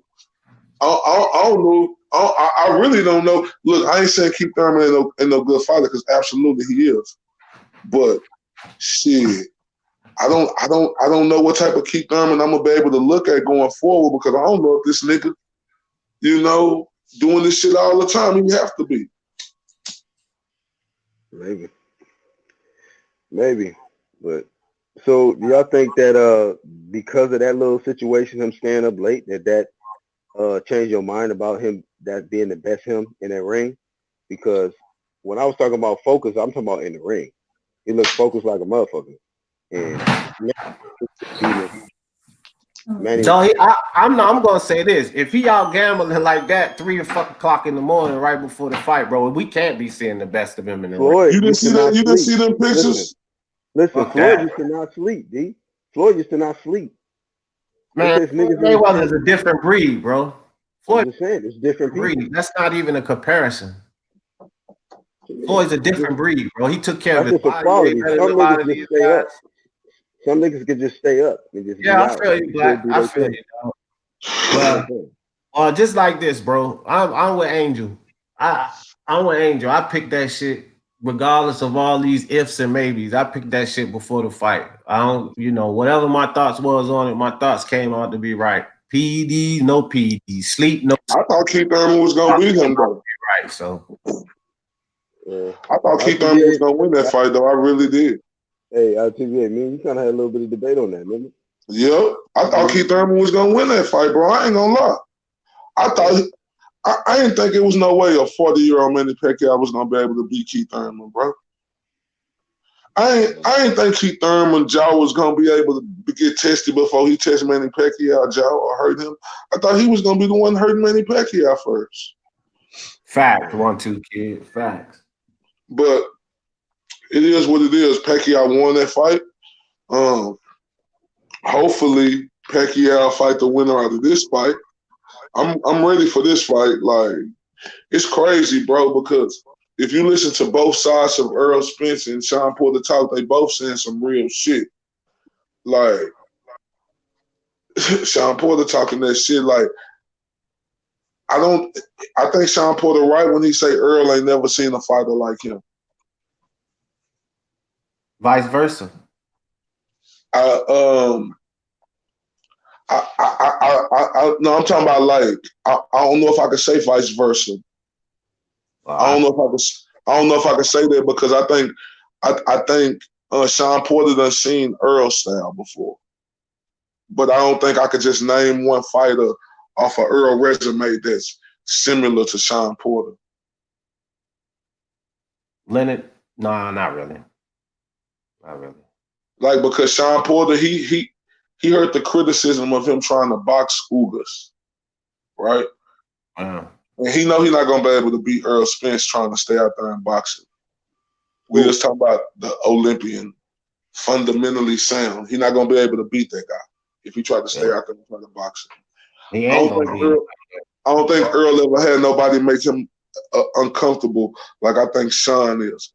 And this is the true grit that we don't get a chance to see out of Earl Spence. When somebody up in his face like that, head butting him frustrated in that ring. I think Sean Porter too accurate, bro. He get cut. I'm just saying, this is gonna be a testament to him. That's why you'll have to give Earl Spence full credit for all this fight, because Sean Porter coming in here, he know this is the biggest fight of his life. And I was saying this before other niggas were saying. I was saying this is a Hall of Fame type fight for Sean Porter, like real shit. Sean Porter beat Earl Spence, you might as well sign, seal, and deliver him in a boxing Hall of Fame. That's just facts. This what type of fight this is for him. The type of fight this is for Sean Porter, nobody's believing in him. Don't nobody think he have a chance. And I know this, anytime you're going into something and somebody don't think you got a chance, that's when you're going to work your ass off. So this is going to be the best Sean Porter that come into the ring, and he's going to come into the ring, try to use every clean tactic and every dirty tactic he can to possibly dethrone Earl Spence. Do I think he's going to do it? No. But I do understand he's going to be a force in that ring on September the 28th. Be a live dog, man. Motherfucker just gotta be. Hey, shout out to Black Horseman, man. He got #1 in that prediction league. I meant to tell you that on the last jump. Good shit, Black. He got #1 this week. Good looking. Shout out to Blood. Man, what? Man, I don't never get no notifications for no damn prediction league. Through the email. You gotta have your email. Champ, he ain't been in the. He wasn't in our live. Champ EZ at Yahoo. Champ EZ22 at Yahoo.com. I send it to you, ILTBA. I give you the Facebook page and the He be hollering, but Champ be talking to me on Facebook though, and I don't know what happened, but it's all good. Well, we in week 6 now, so ain't no catch up now. You gonna have. Let me ask y'all something real quick too, because I'm gonna address this later. What y'all think about Andy Ruiz talking about Unbiased? You still there? Nah, he dipped out. Okay, so what y'all think about Andy Ruiz saying, "Oh, look how Tyson Fury looked against a cherry pick"? Talking about, I know he can't beat me. As soon as he said that, I was thinking in my head, like, nigga, you was a cherry pick. Yeah. Andy Ruiz been talking about this lately. Say Black. I was like, nigga, you was a cherry pick. I mean, congratulations. You was a cherry and you won, but you was a cherry pick. Yeah. Yeah. That's crazy how he want to come out here and talk shit about this dude, Otto Wallen, and try to say he was a cherry pick. Nigga, he was in this chat. Won't IBFP in this chat? Because every time I tell him that shit about Andy Ruiz being a cherry pick, he don't want to hear that shit. Man, he was a cherry man. Andy Ruiz was a cherry pick. Goddamn right he was. I don't agree. You don't agree, Black? Nah. Nah, but look, this is what I'm saying right here. They picked Andy Ruiz. They had a lot of other fighters they could have picked. They thought Andy Ruiz was going to be the easiest fight. Yeah, they was looking past that man and everything. Joshua was looking past that man and everything. They look. Give y'all a cherry pick. Michael Hunter. He was an option. Listen, he was a cherry pick to them. Anthony Joshua was looking past that man. Man, he was looking past that man, dog. Are you serious? I agree with that. I agree, Black. So I don't think they picked Andy Ruiz thinking Andy Ruiz had a shot to beat Anthony Joshua, bro. And yes, they did, bro. They wanted the best opponent, bro. I tell you, they wanted the next best option. Hey, Black, look. And hold on, let me talk. And then Ruiz let it be known he wanted that fight as soon as he got done with his fight. So it wasn't like a cherry pick. How's it a cherry pick when this nigga was calling him out and he accepted? What are you talking about? Make it make sense. I just thought it was, like I said, I'm gonna continue to think this. Like Andy Ruiz, I knew who he was, but like I'm saying, I felt like he was just a cherry pick. And my thing is, that don't matter to me. He won a belt. My thing is, so was Otto Wallen a cherry pick? Hell yeah. I mean, hell, you can say more of that than Dan Ruiz. Hell yeah, compared to that. At the time. I mean, I'll say Andy Ruiz had fought the competition because he had fought Joseph Parker. But I'm a stand. He was the top of he was the easiest cherry in a bunch to them. Like I said, look, yeah, you could say Michael Hunter. He was an option, but there's some others out there too. But see, my thing is this is my thing, TBA. I'm not saying that Andy Ruiz, as far as his skill set and everything, I'm talking about the way Eddie Hearn and Anthony Joshua looked at this man. He was a fucking cherry pick. Man, they was talking past this man, talking about the next fight. They weren't even worried about Ruiz. Let him hold the belts and shit. When they picked him, he was a cherry pick. I'm not saying Andy Ruiz couldn't fight or Andy Ruiz won't game. I'm saying that Eddie Hearn and Anthony Joshua looked at this man as a damn cherry pick, bro. Period. I agree. Nah, it's a replacement opponent, bro. I Yeah, mean, like, you know what he was? Like, he was the replacement opponent, though. Like, he was. But just I'll in be a back, month fellas. in a month and a half, though, it's like,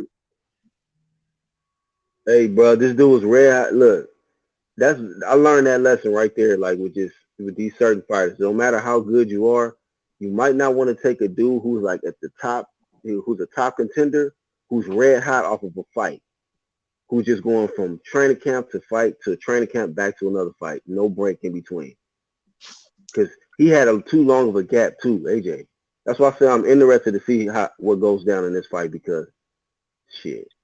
That motherfucker was coming in there blazing already with momentum. Like, yeah, I just do whooped you this think Anthony motherfucker ass. Joshua gonna be scared of his power, Black? I mean, I don't know if I want to say fear, but I mean, he didn't already been hit by the motherfucker. So hell yeah, I guess he gonna be. Yeah, I mean, he gonna be on the outside. That inside shit, that's out. He gonna get beat But, again if he trade on the inside. let me ask you this: but with Ruiz's experience, you know, his pedigree in the amateurs, can Anthony Joshua outbox Ruiz? That's a good question though, because he gonna have to be a crucial counter puncher, bro. Crucial. Like, soon as that nigga try to get past the jab, like you better counter him with something quick, like a uppie, a hook, and just keep that stick out there. Cause he gotta fight tall. He don't fight tall. And he be trying to fight like the, to the size of his opponent. Like, okay, to the Do height, you okay going into this fight? Let me ask you another question. Do you trust Andy Ruiz? I mean, do you trust Anthony Joshua's conditioning for 12 hard rounds? That's another question mark. So, I mean, and then yeah, that's a good question. Like, for how long can he sustain it? Because I think he can carry out the game plan and get beyond like 3 or 4, but how long is he gonna be able to keep his, stamina up there? Because that's always been a question mark with AJ. You know, And another, and gassing out. let's speak on Ruiz now. Yeah. This is a This real is a question real with him. question with him. So with So Ruiz when having Ruiz this having new this Hey, new flame of him becoming background, Flamo. with Ruiz having this new flame, him oh becoming man, the heavyweight champion of the world, with him having all this stuff, everybody excited. We seeing him partying and partying. Do you absolutely believe this is going to be the same Ruiz? Do you think he's going to be as hungrier as he was in that first fight, in this second fight? Man, I would just tell you like first I wasn't really seeing no footage on him, and then I just seen this morning. I guess he was hitting the mitts with one of his, not the mitts, but the guy was holding the bag and he was hitting it, and he clipped his trainer, and the nigga he ate the punch though. But I mean his shot still look fast, it still look hard, it looked like he still got some pop, man. Like, but we got to see in the fight, how in shape. I mean, there's plenty of time, bro. It's really plenty of time to get ready for the fight. Oh, So, to be okay, honest another with you, question. Another question, real quick. Ruiz came into that fight with no pressure at all, Black. No pressure.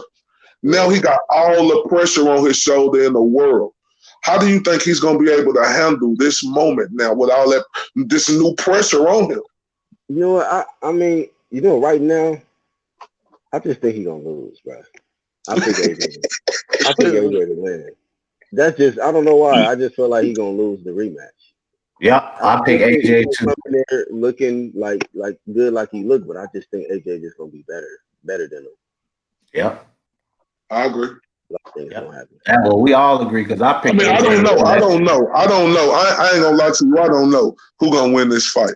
Like I ain't gonna lie. I may have to lean towards Andy Ruiz, even though I said all this shit about him.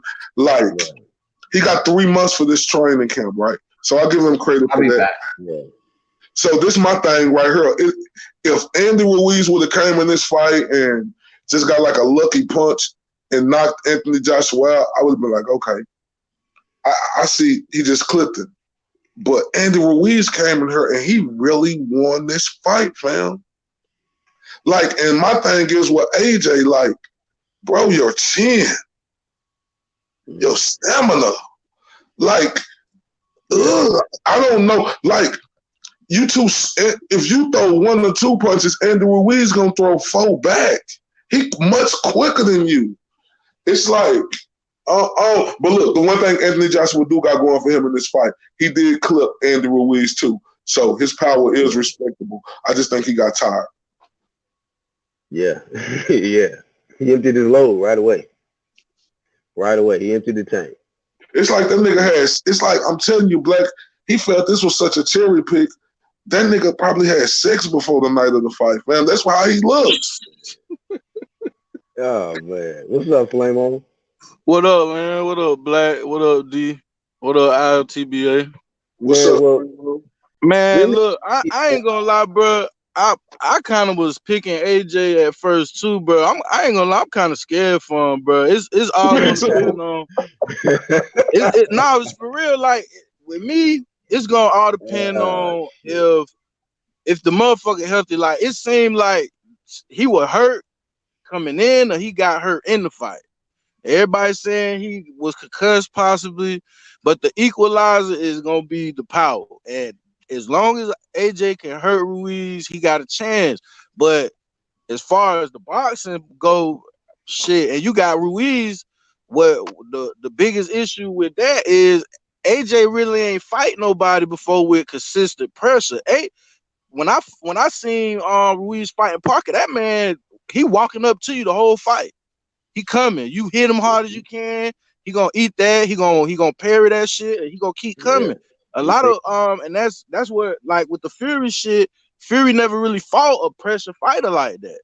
Like he has fought like people with power and shit, but you got a dude in your face all night, and he's shorter, and that's the issue too with tall fighters. They struggle with shorter fighters, but you got a shorter fighter that's fast and can box.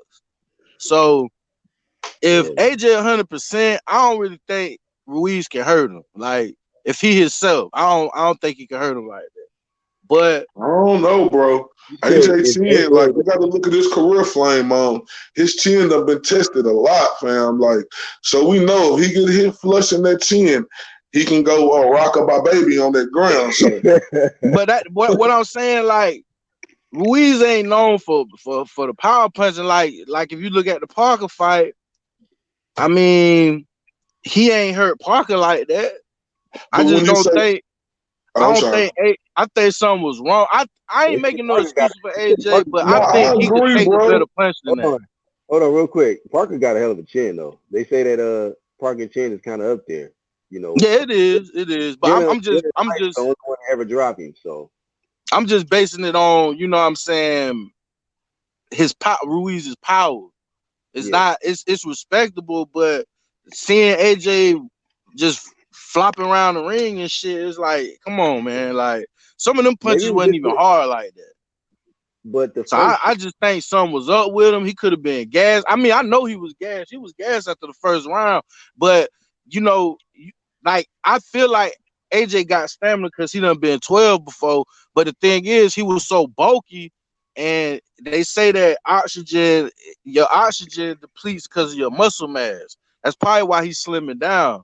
He probably prepared to go bro. Like you making a solid ass point, bro. Like for real, like.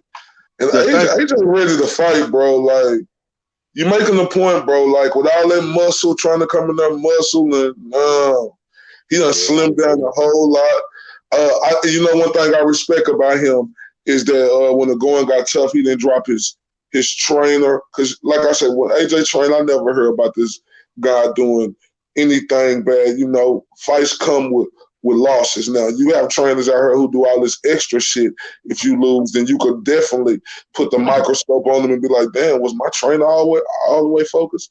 But I commend AJ for sticking in with his trainer, coming back into this rematch December the 7th. Yeah. And, you know, his first fight in America, a lot of them UK dudes lose over here, like their first fight. Like, I mean, it was, I mean, if you think about it, the disadvantages was all in his favor because, you know, you training for Jarrell Miller, which ain't in no kind of way a Ruiz. Ruiz is a totally different fighter. like you can't train for Ruiz like that fast, dog. Like this nigga fast, he's short as hell. He a pressure fighter. I mean, that's the only Hey, but similarities Flame, that let me ask you the same question I asked Black. Do you think Ruiz coming into this fight with his newfound fame of being a heavyweight champion, do you think he gonna come no. in there hungrier than he was the first fight? I don't see it. Like you could tell, like I told him this last chat we had. Look, man, when you like people say they don't let money change you, but when you ain't used to millions, when you going from making 100, 200K, 300K, and your ass get 7 to 9 million, you could tell in his demeanor. He was humble. He wasn't trash talking. Soon as he won, got his check, got his house, got all this other shit, rolls and all this. And they AJ ain't shit. He a robot. Whoop whoop. Oh, I Fury ain't a fighting fucking you. British. Remember he said, what is Fury, a fucking British? What the fuck you Yeah. mean by that, Andy Ruiz? And then you know, then the whole Mexican flag shit with all that Mexican color talk. It's just he just got cocky and devious to me. You know what I'm Yeah, saying? like, Flame, who the hell do Andy Ruiz think he is? Thinking like you got to be Mexican to love Mexico. Like we didn't just like we didn't grow up on Mexican fighters that we love too that was from Mexico. Exactly. And one of my favorite fighters is Mexican. And the thing is, you wasn't even born in Mexico. You You know what feel I'm me? saying? And when you fought AJ, what colors did you have on? You see what I'm saying? Like, okay, I done seen him wear Mexican colors before, but when you fighting for freaking a unified heavyweight championship to make you the first Mexican heavyweight champion, so to speak, with really American Mexican, but you ain't represent them. I don't know what robe he had on, but you ain't had them colors on.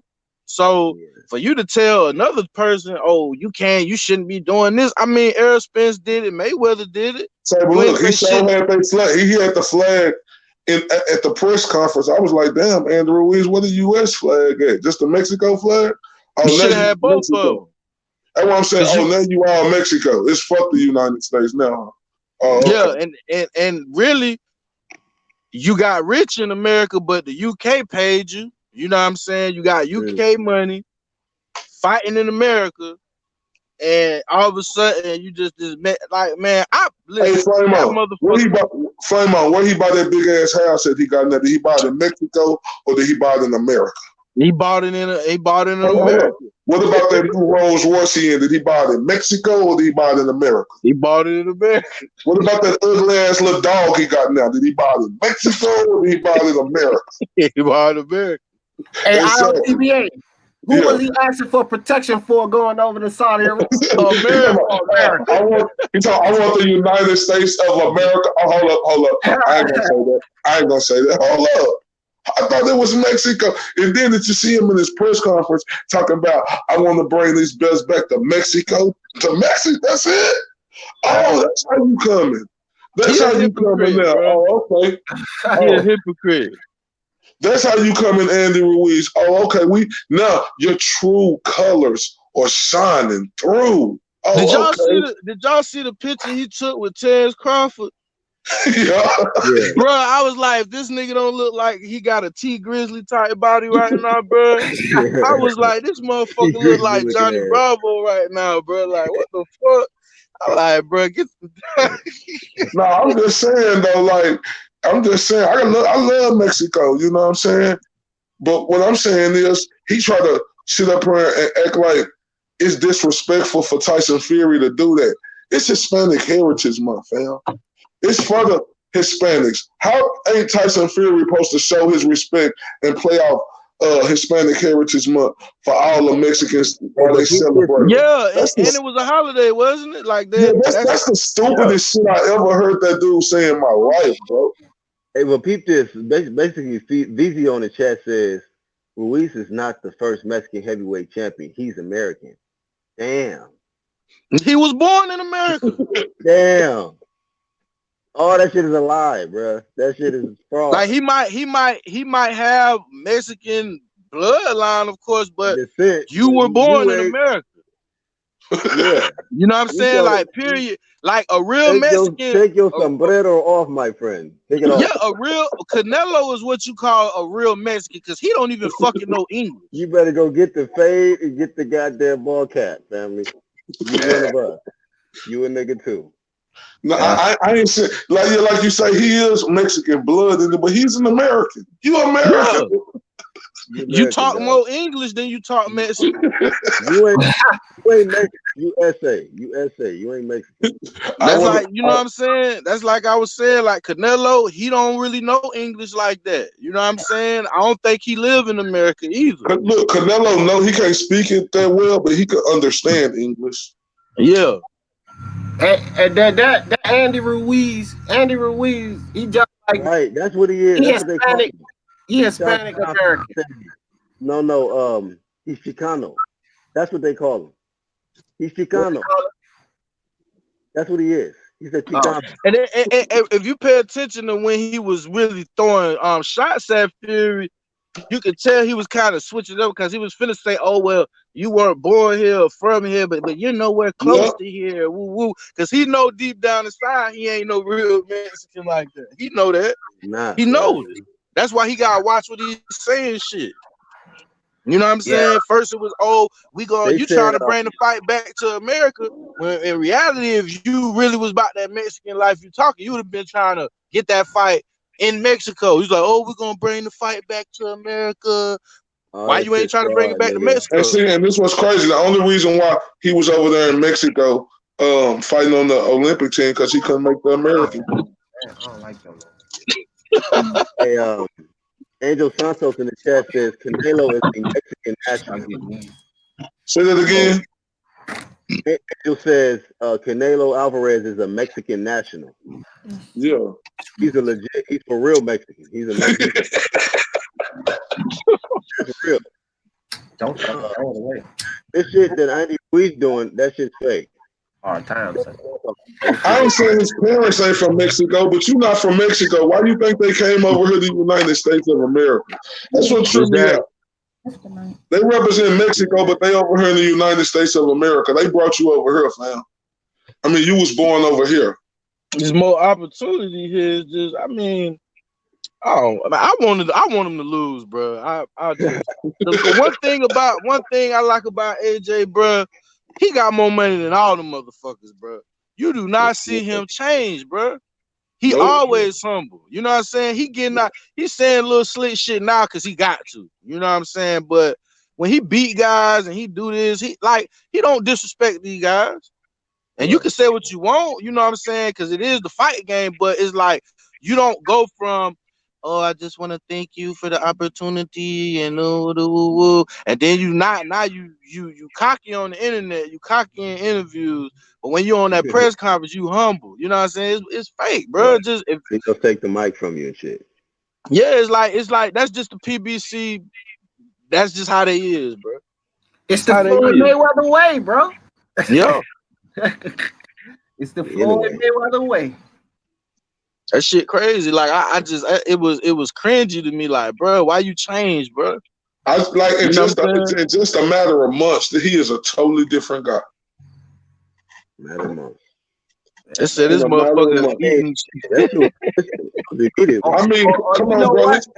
Hey, I'm like, how did he get the chain so fast? The choker chain was waiting on him. As soon as he won, it's just like the next day he got the choker chain on, signing autographs and shit. Like, you can Black, you know why, Black? Because he ordered that bitch before the fight. Win or lose, he was getting that. He was gonna get it. On order. Hold up, Black. He got all these newfound friends and shit. Everybody love him now. They bros and shit. Mexican president. That motherfucker was almost homeless. Now he goddamn chilling with the Mexican president. Get the fuck out of here. You know what's gonna hurt him the most, and this is like what you see how everybody with you. You know what I'm saying? None of these motherfuckers even knew about this nigga, bro.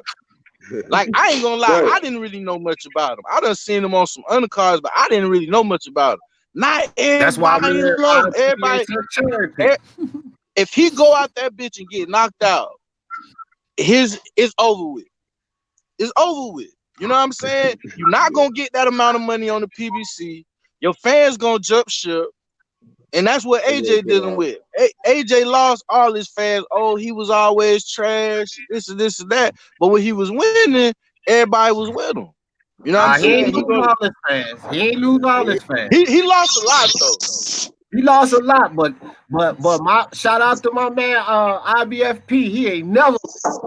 That man still goddamn a full-fledged AJ fan, dog. I mean, I'm an AJ fan too. I fuck with him. I mean, cause I understand the game, bro. It ain't nothing wrong with losing, dog. It's how you bounce back from that shit. Exactly. Bro, that's the beautiful thing about boxing, the bounce back. Yeah. That's where you see who the fighter really is. Like, Ruiz, he make himself not a likable guy. He make you not like him. Like the different shit he do, he make you not like him. It ain't that we try not to like you. It's just a different way you're acting now. You will all thank God and this and that. Now you talking all this shit, bro. Come on, fam. Yeah, he not the person that we came to like. He changed. Yeah, he not the person that we came to like. And Go ahead, TBA. Go ahead, bro. yeah, it's like he trying to appease to one crowd and one crowd only. Because if you see videos, oh, I'm doing this for all my people, all my Mexican people, like nigga. Yeah. What about us? I tell it like this, bro. if Anthony Joshua go back in there and win his belts back, he gonna be a mega fucking star, bro. A mega fucking star. But if Anthony Joshua beat him, is it a third fight? Nah, bro. Eddie Hearn and them ain't gonna get up man no another chance. Hell no. Eddie ain't going for that shit. All that no. Bitching and complaining that he did with this rematch clause shit. Man, hell bro, no. and look, he like, and you know, if that don't happen, Andy Ruiz got nobody to blame but his fucking self. Hey, but that's kind of he better have some money put up. That's like when I'm telling you, I guarantee you this motherfucker probably spent all that money, bro. You gotta think about it. Let's not act like Al ain't get like 20% of that shit. Then you gotta pay your trainers, taxes. You done bought this house, these cars, this jewelry. Nigga, you done spent that money. You done spent that. That shit is gone, nigga. But he got the possibility to make about 15 million in this fight. They were saying he was getting an extra million and he got some TV rights somewhere in Mexico, and I want to say he can make about 15 million. Because he will never see this payday again. I don't give a fuck if he fight Wilder. He ain't getting that money no more. If he win this fight, bro, that's now Ruiz is a major player. If he win, he solidified. But if he lose, he kiss all that shit goodbye. The Al ain't finna give him no fucking 15 million. Hell, Wilder barely was. He just started getting that. So I ain't gonna say he could kiss it goodbye because he made a good name for himself. I think because it's a lot of fights out here, like him and Fury going back and forth. The rematch with Joseph Parker. Now I was talking about the payday. Oh, the payday. Yeah, the payday. He gonna get the fights, but the pay ain't gonna be the same. Ain't gonna be the same. If this nigga win the rematch, dog, this man, he gonna be fucking hanging out with Donald Trump and the nigga. He's just gonna be. It's gonna be something strange that's gonna happen, dog. Just seeing that nigga just as the reigning heavyweight champion, bro. Hey, I gotta say this because I was listening to y'all earlier, man. I wanted to say something about this Fury shit, but I was doing my schoolwork and shit. But man, this all I gotta say about that. I ain't gonna shit on Fury for this reason. A lot of people basing this shit on nobody knew who Wallen was, nobody, he was a bum, but people gotta realize that a lot of people don't get shots. We don't know how good somebody is because we don't know who they is, and until they get that opportunity, a lot of people probably could beat some of these heavyweights, but they don't get that opportunity. Second, It's a heavyweight fight. It's a heavyweight fight. A nigga on the street could go in there and hit you right and change the shit. So the heavyweight is different than welterweight. A welterweight fighting a bum, elite welterweight fighting a welterweight bum is different than a heavyweight because heavyweights hit. They hit hard. They big motherfuckers. So I ain't gonna shit on them for that. Third, he fought with a cut, a bad fucking cut. like Klitschko Lewis type shit. How many of these other top heavyweights can we say could win a fight with that same injury? I ain't They trying to never cut y'all off. been. I got a jet, y'all. Shout out to everybody on the UGC. Peace All out, right, bro. TBA. Thank you, All bro. right, bro. Peace. Yeah, but none of these other heavyweights been in that situation. Now, what I will criticize him for, I feel like he started off too slow. Oh, another thing, Valin's a southpaw, and most orthodox fighters have issues with them anyway, and he's shorter. But he started off too slow. His foot movement wasn't what it was with the Wilder fight, and I feel like he need more power. But I'm not gonna say I ain't gonna say he was exposed. I didn't expect him to win after that cut. I'm gonna just be honest. I thought they was gonna stop it too. And here goes something else. How the fuck do you call an undefeated prospect a bum? He undefeated, he a prospect. How you just gonna call the man a bum? Just knowing he a bum? He's an You undefeated don't know him, he a prospect. bum. That's what I Yeah. said prior. I was stupid like, as fuck. people.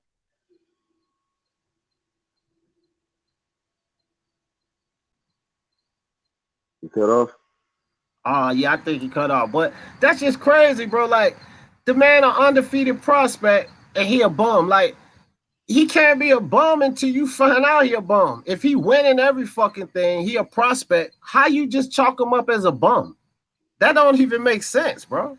I mean, you say he's a prospect though. So some people feel like if you're not even a top contender, then basically they like you're fighting a bum.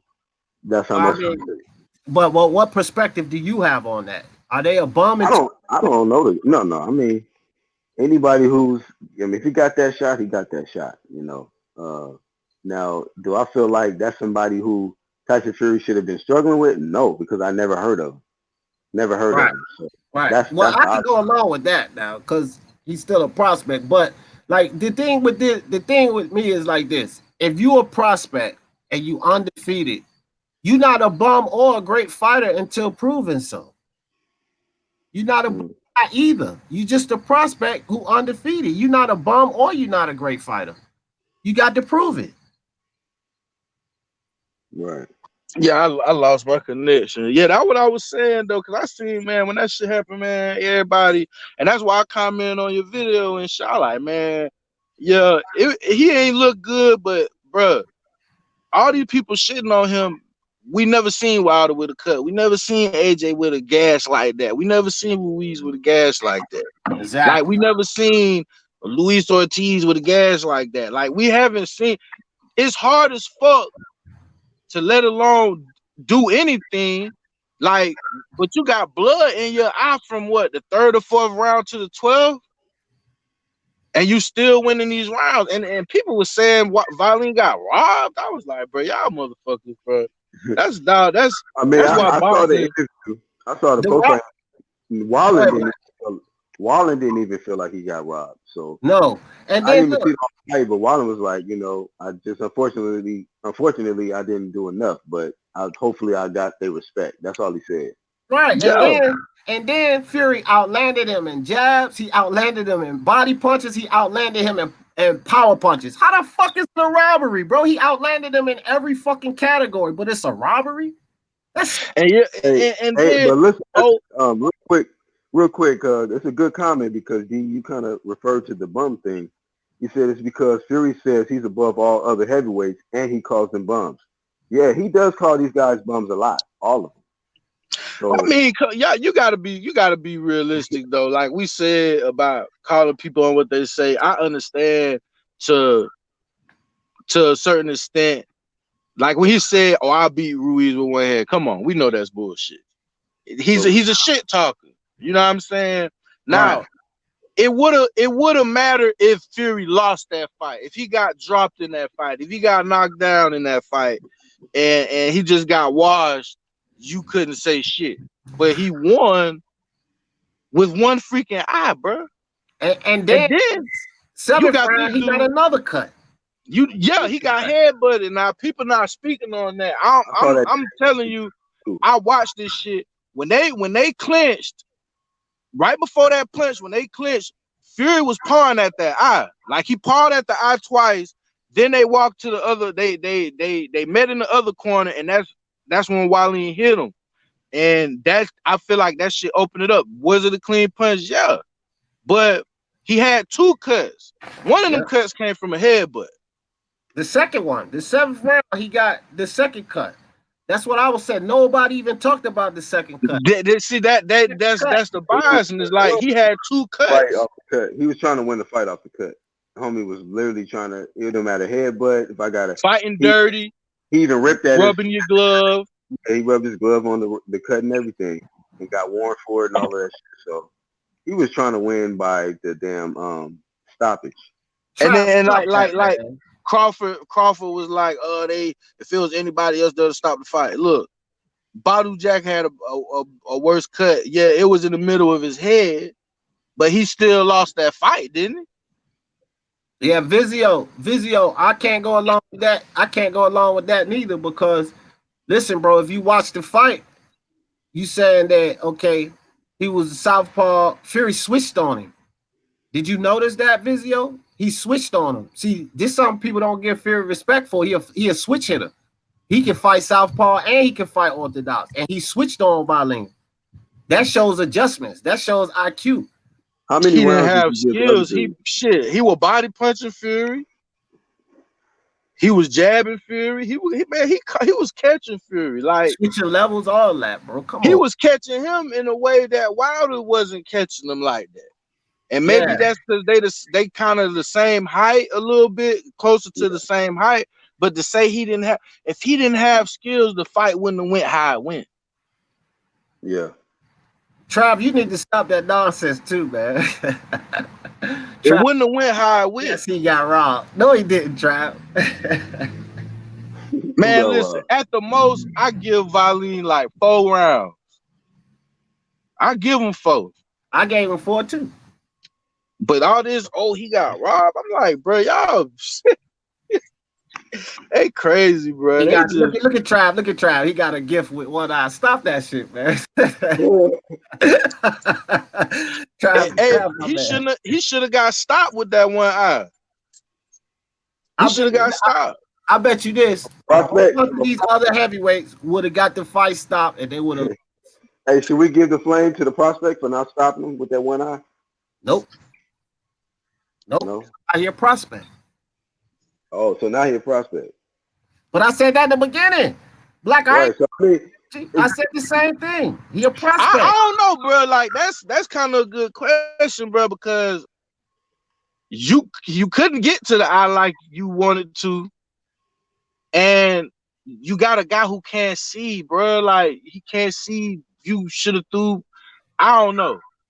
I feel like he should have stopped Fury. Didn't we all consider Fury the most skilled heavyweight before the fight? Hell yeah. Okay, so he didn't just stop a guy with a cut. He stopped the most. He couldn't stop the most skilled heavyweight with a cut. Yeah, the most skilled blind heavyweight. It's still the most skilled though, and he was able to switch it. He had a high ring IQ. That's who he couldn't stop. Not you tell me this nigga this good that even if he blindfolded, he'll whoop a nigga ass. Probably. But he proved it. Well, he proved he can beat a fighter with one eye, right? This nigga man right here. Are you a fanboy of Tyson Fury? I just want to ask, nigga. Hey, Black, don't talk out of ignorance, cause you ain't checked my live about Fury last night. See, ignorance is just lack of shit. Ignorance is lack of knowledge. So if you don't know what I said, that's ignorance. So don't talk ignorance. Go check the live and then come back and talk to me. I don't have time. But I ain't got time right here too, because we gotta shut this live down. But shout out to everybody, man, that participated. Flame On came through, man. I'm glad you made this one. Bias made this one this time. You know, D does the back-to-back. He was waiting for the link to drop. He was the first nigga in. He don't say hi, nothing. He just like, yeah. So like I was saying from yesterday, I'm like, damn. Yeah. I'm my bad for not shouting out, but you know, when I'm not in the live and I get called a ducker, then I gotta come back with some type of energy. You know what I mean? No, that was yesterday. This was a whole well, this was today, nigga. Shit. Yeah, we had yesterday energy and yesterday, nigga. But shout out to everybody. Shout out to Trav was acting up. He said fight was definitely not 118, 110. or 117, 111. Trav don't Yeah, well, I agree with that. I just said I had that shit 7-5 or 8-4, easy. But he ain't win. yeah. Yeah. Now, shout I don't out know if they our have a gift, TBA Trav. too. Yeah, Our shout out TVA. to RTBA, man. Shout out to Iron Cone. He definitely was on today as well. Yeah. Yeah. So everybody, man, that participated in the background. You know what I'm saying? We got a lot of background community. They don't say nothing in the chat, but they back there. Shout out to Miss Rose, bro. No name Rose. She always supporting, bro. Oh yeah. Day one. Shout out to No Name Rose. And make sure y'all check out the channels tab, man. Everybody, the whole roster is there. I gotta add Tommy Temper. So as soon as I get off, I'm gonna do that. I just gotta My man do Tim, hey, you got a good supporter here too, Black. My man Tim W, bro. Good Cool. supporter. He gonna be he just subbed not too long ago, about 2-3 days ago, but Tim gonna be there. Most definitely, man. Salute to There you Tim. go. If I didn't already, I'll probably let me see real quick. Let me go to the YouTube platform so I can see if I can get this reg handed out. I don't know if I handed him that yet. But any closing thoughts you want to make, D? Nah, man. Just y'all keep supporting me, bro. I appreciate y'all guys, bro. I'm only 14 away from 300, bro. I'm moving, dog. I appreciate all, Okay. especially you, Black, man. You've been sending a lot of people my way, dog. No doubt, man. You know, we all here together, man. So we all got to grow, and you know, like I said, we just got to accept all our differences, but at the same time, man, we all pushing the same stuff. True media. You know what I mean? Flame on. Yes, sir. Any closing thoughts, man? Anything you want to add before we shut it down? Nothing much, man. Just ready for this Spence versus Porter, and you know, ready to do some more debates in the future with y'all. So that shit be lit. Yeah, Want man. So you everybody to know, tune in. yep, most Oh, I definitely. got one more shout out, Black. Shout out to Mickey Ward ducking ass, man. Nah, Yeah, Mickey Mickey Ward. Duck. I don't know if you seen it in the chat. Mickey Ward ain't gonna debate me, man. He said he was just joking. He a fan of mine, so that shit is off, man. That debate off. No, it was entertaining though, man. You got a good fan, so shout out to Yeah, him. no doubt. You know, so support is support, no matter, you know, even trolls, but just trolls can't make it to the fucking goddamn live stream like that unless you serious about the shit. You'll get bodied quick. But shout out to everybody, man, that tuned in. You know, once again, like I said, y'all check out the channels tab, subscribe to everybody there, and just rock with us, man.